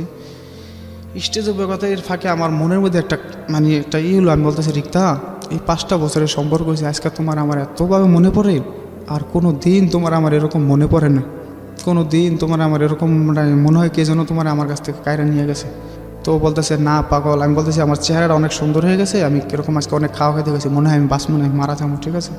ও জানে যে ওরা কোনো দিন না পাইলে আমি কোনো দিন এরকম ওর সাথে আমার বলা যে আমি এই পৃথিবীতে থাকবো না। তখন ও বলতেছে আরে পাগল এটা এমনিতেই ঠিক আছে, তুমি এরকম চিন্তা ভাবনা কিছু করো না। হঠাৎ দেখি কিছুক্ষণ পর আমার মোবাইলে একটা পিকচারটা যে একটা ছায়া একটা মানুষের কপালে কিস করতেছে, আর বলতেছে চিন্তা করিস না, তোর পাশে ছায়া হয়ে সব সময় আছে, ছায়া হয়ে সব সময় আছে। আর ও আমার বলতেছে তোমার কয়টা ছবি দাও। আমি তখনও বুঝতে পারি না যে ওর এই কথার অর্থগুলো, ঠিক আছে। তখন আমার বলছে তোমার কয়টা ছবি দাও ভালো ছবিটা, আমি কী করবা? কয় মামাতো বোনের দেখাবো। তো আমি বলতেছি যে আচ্ছা ঠিক আছে, আমি অনেকগুলো পিক তুলে দিলাম। দেওয়ার পরে ও আমার বলতেছে জান কিছু খাইছো? আমি বলতেছি তুমি জানো না, তুমি কোথাও গেলে আমি এরকমভাবে থাই, তুমি আগে আসো, তারপরে আসার পর আমি যা করি করবো অনেক, ঠিক আছে। তুমি কোথাও দূরে থাকলে আমার ভালো লাগে না। তখন ও বলতেছে আচ্ছা ঠিক আছে। রাত 1টা পর্যন্ত কথা হয়েছে যে আমরা কোথায় ঘুরতে যাবো 14 তারিখে, তুমি কী ড্রেস পরলে দিন পরবা, আমি কী ড্রেস পরবো, ঠিক আছে, কী মেনু থাকবে। বা ও আমারে বলতেছে যে এবার তুমি আসলে তোমার আমি অনেক সুন্দরভাবে আদর করবো, ঠিক আছে, যাতে আমার কথা মতো চলো, জীবনটা সুন্দর করে সাজাতে পারো। তো আমি আছি ওই দাম দেয় ওরকমভাবে। তখন শুক্রবারের সকালবেলা 9 তারিখে ওরা আমি বলতেছি যে রিক্তা তুমি আমার সাথে তো কথাবার্তা কম হইব, তো তুমি এখন আমার সাথে একটু কথাবার্তা বলো, আমার ভালো লাগতেছে না। তো বলতেছে আচ্ছা ঠিক আছে বলো। 11টা হইতে শুরু করে 12টা পর্যন্ত কথাবার্তা বলি, অনেক কথাতে হাসাহাসি করি যে তাড়াতাড়ি হবে এবারে, সাবধান, কেউ যাতে কেউ বলতে না পারে এই মেয়েটা খারাপ এরকমই। তখন ওরে আমি বলার পরে ও আমার বলতেছে যে জান দুপুরে যে মেয়েদের হলুদ গোসল করে না বিয়ের আগে, তো ওটার সময় হয়ে গেছে গা, তো আমি এখন রাখি, মামাতো বোনের শ্বশুরবাড়ি যাবো, তো 2 দিন পর আইসা কথা হইব। তো 2 দিন পর আইসা কথা হইব। তার বলতে আমি রাগ করে ফোনটা কাইটা দিছি। ও আমার বলতেছে তুই যে আমার সাথে রাগ করস, তুই কোনোদিন আমার সাথে কথা না বলে থাকতে পারবি? আমি বলতেছি তা তো তুমি ভালো করে জানোই। তো বলতেছে তুই ফোন দিস আমারে, তুই করে কথা কইছি ওই দিনকা, কয় তুই আমার ফোন দিস। তো শুক্রবারে বিকালবেলা ফোন দিয়েছি, মোবাইলটা বন্ধ, দুপুরবেলা আবার হাত থেকে পড়ে আমার টাচ মোবাইলটা ভাঙা যায়। আমি তারপর অনুভব করতে পারতেছি না, কিন্তু আমার ভিতরে খবর হয়ে গেছে, আমার খুব জ্বালা পড়া শুরু হয়েছে, আমার খুব খারাপ লাগতেছে, হাতে কোনো কাজ উঠতেছে না। তখন বিকালে ফোন দিলাম, রাত্রে ফোন দিলাম, শনিবারে সকালে ফোন দিলাম, তারপরে শনিবারের বিকাল রাত্রে ফোন দিলাম, বিকালে ফোন দিলাম, রবিবারে সকালে গিয়ে আবার ফোন দিয়েছি, মোবাইল বন্ধ, মোবাইল বন্ধ। আমরা এখানে একটা বিরতি নেই প্রিয় শ্রোতা, ছোট্ট একটা বিরতি। ঠিক রাত 1টায় ফিরে এসে এই গল্পের বাকিটুকু আপনাদেরকে শোনাবো। আশা করছি আমাদের সাথেই থাকবেন। জীবন গল্প, জীবন নাটকের চেয়েও নাটকীয়। জীবন গল্প, জীবন গল্প, জীবন নাটকের চেয়েও নাটকীয়। জীবন গল্প। স্বাগত আরও একবার, শুনছেন জীবন গল্প, ঢাকা FM 90.4-এ। জসিম রয়েছে আমাদের সাথে। হ্যাঁ বলুন। তারপর পরবর্তীতে দেখি ওর মোবাইল বন্ধ। তো আমি চাস্তো করে মুন্নির নাম্বারে ফোন দিই, মুন্নির নাম্বারে ফোন দিয়া বলি যে মুন্নি কই, তোমার নাম্বারে ফোন দিতে বলছে, ওর নাম্বার যদি বন্ধ থাকে। তখন ও আবার ভাবছে যে জানিয়ে ফেলাইছি নাকি, তখন ও ওরে বলছে, আর ও আমার ফোন দিয়েছে, বলতেছে, আমি বলতেছি কি এবার তুমি আমার ফোন দাও না, 2-3 ফোন বন্ধ, তুমি জানো না যে আমি 5 ঘন্টার বেশি তোমার সাথে কথা না বলে কোনোদিন থাকিনি। সে তখন ও বলতেছে যে আরে পাগল, মোবাইল হারায় গেছে গা, আমি তোমার পরে ফোন দিতেছি। তাই আমি বলছি শান্তার মোবাইলে ফোন দিতা, কয় শান্তার মোবাইলও বিয়ে বাড়ি থেকে হারায় গেছে গা, আমরা আসছি বিয়ে খা, আমি তোমার রাত্রে ফোন দিতেছি। তখন রাত্রে ও ফোন দেয় না, আমি ফোন দিছি, দেখি খুব বাড়িতে চিল্লা ফাল্লা। তখন আমি ওরে ফোন দিছে মতন বলতেছে বাড়িতে খুব চিল্লাফাল্লা চলতেছে, কেন বলতেছে কালকে সকালে আফারা যাবো, খালুরা যাবো গা, আর কোনো সমস্যা নাই, তো কালকে থেকে কথা বলবো না। তো আমি সরল মনে ফোনটা রাখা দিছি। পরবর্তীতে আমি রবিবারে ওর সাথে যে লাস্ট কথা বলছি, তো ওদিকে আমি খুব রাগান্বিত ভাষায় কথা বলছি যে তুই কি আমার ভালোবাসিস না, তুই জানোস না যে আমি এভাবে থাকতে পারি না, তুই আমি রাখছিস, দেখিস তুই কোনো একদিন আমার হারায় কানবি আর আমার লাশের উপরটা যাবে, তুই দেখিস আমি এরকম যদি করস না হলে সত্যি সত্যি আমি সুসাইড করবো। তখন ও আমার বলতেছে যে আচ্ছা ঠিক আছে, কালকে তো কথা কম মনে হচ্ছে। সোমবারে সকালবেলা আমি ওর মোবাইল বন্ধ পাই, বাসা যায় ঘুমায় রয়েছি। তারপরে বিকালবেলা দুপুরে ঘুম থেকে উঠি, আর আমার শাশুড়ি বলতেছে যে বিয়ে হয়ে গেছে। তো আমি বলছি না, ওর মামা তো বিয়ে হয়েছে, দুষ্টামি কথা। তখন আমি দোকানে আসি, আমার মনটা কেমন জানি লাগে। তখন আমি ওর এক বাস্তি আছে, কিরণ মাল্লা করে নাম, ওরে ফোন দিই। ফোন দেওয়ার পর আমি বলি কিরণ কী হয়েছে, কয়েককে আপনি কিছু জানেন না? তো আমি বলতেছি কী হয়েছে, তো বলতেছে বিয়ে হয়ে গেছে। তখন এই কথাটা শোনার পর ঠিক আছে, যে আমার দুনিয়াদারি সব আসমান আমার উপরে ভাঙা পড়ছে, যে ঠিক আছে আমি জিনিসটা কোনো মতেই আমি বিশ্বাস করতে পারছি না। আমি জায়গায় জায়গায় ফোন দিই, আমি দোকানদারি পুরো দোকানের মধ্যে সব বিশৃঙ্খলা সৃষ্টি করে দিয়েছি, যে ওর বিয়ে হয়ে যাবো গা, ও আমার এইভাবে বিয়ে হয়ে যাবো গা, আমার বললো না। কালকেও তো আমি কথা বললাম, রাত্রে বললাম যে কথা বললাম, ও আমার এখন যদি শুনি যে ও অন্য কার হয়ে গেছে, ঠিক আছে এই জিনিসটা আমি মানে নিতে পারিনি। তখন শুনতে পারি যে ওর বিয়ে হয়ে গেছে গা। এমন কোনো মানুষ নেই যে যার কাছে যাওয়ার জন্য, ঠিক আছে, যে ওরা আটকানোর জন্য কত কিছু। ওর দুলাভাই যে মামি ডাকছিলাম, হেরা সবাই জানতো, কিন্তু কোনোদিন কেউ আমার বলে না। আপনি ফোন দিলেন না সঙ্গে সঙ্গে ওর কাছে? ওর মোবাইল বন্ধ, কিন্তু ওর বাড়ির নাম্বারে ফোন দিছে। ওর আফা বলতেছে যে অসুবিধা নাই, সব ভালোবাসলে তো সবাই সবাই পায় না, তো তোমারে আমরা বিয়ে শাদী করাই দিব না এই সেই। ওর মা বলতেছে থাক বাবা তুমি কোনো ই করো না এই সেই। তো আমি বলতেছি এটা কোন কথা যে ও ভালোবাসলে সবাই পায় না, এটাও আমি মানি, কিন্তু সেটার একটা সাবজেক্ট থাকে। কিন্তু ও আমার সাথে এরকম করার মানেটা কি? এরকম তো যাওয়ার সাথে ও তো আমার একটা বার বলতে পারতো যে হ্যাঁ আমার সমস্যা, তুমি আমার নিয়ে যাও। যদি আমি না পারতাম তাও তো আমার একটা মনের বুঝাইতে পারতাম যে হ আমি আনিনি, আমি ব্যর্থতা দেয় নিয়ে সারাটা জীবন থাকতাম। আমি কোনো দিন ভাবিনি যে ওরে ছাড়া আমি এভাবে থাকবো। আমার এই 5টা বছরে ভাই আমি কী বলবো, আমি এত কষ্ট করছি ওর জন্য, যে এই মেয়েটা কোনো দিন খাইছে না, না খাইছে কি একবেলা না খাইলে আমার খাওয়া হইতো না, ঠিক আছে, আমার কিছু হইলো ওরই হইতো না। সেই মেয়েটা মনে করেন যে আমার সাথে এইভাবে এত বড় প্রতারণাটা করবো আমি কোনো দিন ভাইবা নিতে পারিনি। আমি ওই দিন দুপুরবেলা মানে এত কান্নাকাটি এক পর্যায়ে, ঠিক আছে, আমার দোকান তো মানে সব স্টাফ সবাই হতবাক। আমাদের প্রেমটা এমন ছিল যে আমাদের সবাই জানতো যে একটা মুভির প্রেম যেরকম হয় এরকম ছিল, সবাই জানতো, সবাই অবাক যে এটা কী হইলো, এটা কোনো কিছু না। আমার তো যে আমি বাঁচবো না, আমি মরে যাবো, আমার এরকম মাথার মধ্যে একটা হয়ে পড়ছে, ঠিক আছে। তখন আমি চিন্তা করি যে আমি যদি এরকম কিছু করে ফেলাই, ঠিক আছে, আমি আমার কতদিন আগের ঘটনা এটা? এটা হলো গায়ে যে 14 ফেব্রুয়ারি গেল, এই 2018 সালের 14 ফেব্রুয়ারি, এই তো কয়েক মাস আগে। হ্যাঁ কয়েক মাস, 12 তারিখ আগে 12ই ফেব্রুয়ারি জানতে পারি ওর বিয়েটা হয়েছে। তখন আমি চিন্তা করলাম যে আমি আমার বাপেরে এই 10টা বছরের তুরুক বয়সে যে বাইরে রয়েছে অন্তত পর্যন্ত কিছু দিতে পারিনি। আমার আব্বার কথাটা আবার অনেক মনে করে গেলাম। আমি মারে ফোন দিয়ে বললাম যে মা তুমি চলে আসো, যদি আমার বাঁচিতে চাও, যদি চলে আসো, ঠিক আছে, আমি মনে হয় আর বাঁচবো না। তখন ওর দুলাভাইয়ের কাছে গেলাম, পাউডি বেড়া জড়া ধীরে বললাম যে দুলা ভাই মামা তুমি ওরা এই করো, ওরা একটু ফেরানোর ব্যবস্থা করো। মামানির পাউডি বেড়া জড়া ধরছি, কিন্তু কেউ ওরা জানতো সবাই আমি কত টাকা পয়সা নষ্ট করছি এই মানুষগুলার ঠিক থাকার জন্য, সবাই জানতো, কিন্তু কেউ আমার একটু বলেও না যে ওর বিয়েটা হয়ে যেতেছে বা হইতেছে। আজকে আমার মানুষে ভালোবাসলে পায় না আমি মানি, কিন্তু এত বড় প্রতারণা করো তো ঠিকানা। ওর সাথে আমার শুধু ভালোবাসার সম্পর্ক ছিল না, ওর সাথে আমার আত্মার সম্পর্ক ছিল। ওর ভালোবাসায় আমি শিখছি যে জীবন কী জিনিস, টাকা পয়সা কী জিনিস, সময়ের মূল্য কী জিনিস। ওর কথা চিন্তা করে আমি কোনো দিন কোনো খারাপ কাজে যাইনি। ওকে, আমি আমার লাইফের শ্রেষ্ঠ চাকরিগুলো সব কিছু বিসর্জন দিয়েছি। এখন ও যে আমার সাথে এত বড় প্রতারণা করছে, এটা আমার কাছে কোনো মনে হয় না যে ও আমার সাথে অপরাধ করছে। আমার দিক থেকে আমি এখনও ওরে মানে ভাবি যে ও আমার কাছে নিষ্পাপ আছে, আছে। আমি একটা মাস কোনো মানে শুধু দরজা আটকে কাঁদছি, কোনো ভাত পানি কিছু খাইতে নেই। এমনও দিন গেছে যে বলছি আল্লাহ তুমি আমার 5টা মিনিট ঘুম দাও, আমি ঘুমাইতে পারিনি। আমার যে কত কষ্ট গেছে, কত মানুষ। এই সময়টা কে ছিল আপনার পাশে? এই সময়টা আমার মা আমার পাশে ছিল। আমার মা শুধু 2টা দিন আমার পাশে ছিল, তারপর চলে গেছে। সবাই আমার পাশে ছিল, আমার সান্ত্বনা দিত যে এরকম কিছু করিস না, ও তোর লাভ হইলেও তোর কাছে ফিরে আসবো বা এরকম ই করবো।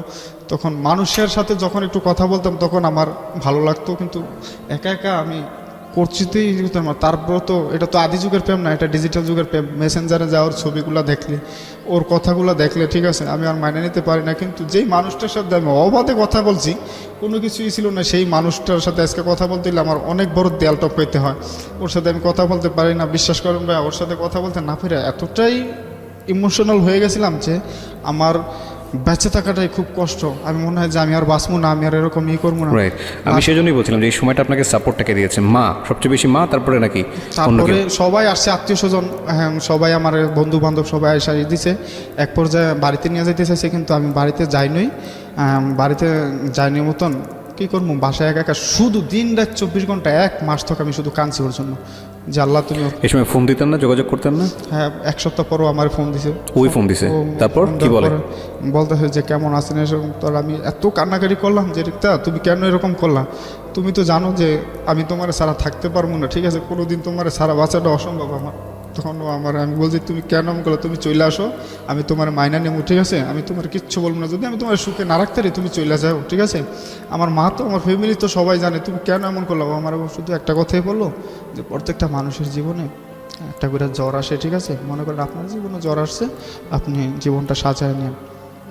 এরপরে কি আর যোগাযোগ করেনি? এরপরে বিয়ের পরে 2-3 দিন কথা হয়েছে, কিন্তু ও এখন মানে আমার মনে ঘৃণা ধরানোর জন্য ও আমার সাথে এমন এমন রাব ব্যবহার করে, ঠিক আছে, যে তারপরেও আমি ওরা ঘৃণা করতে পারি না।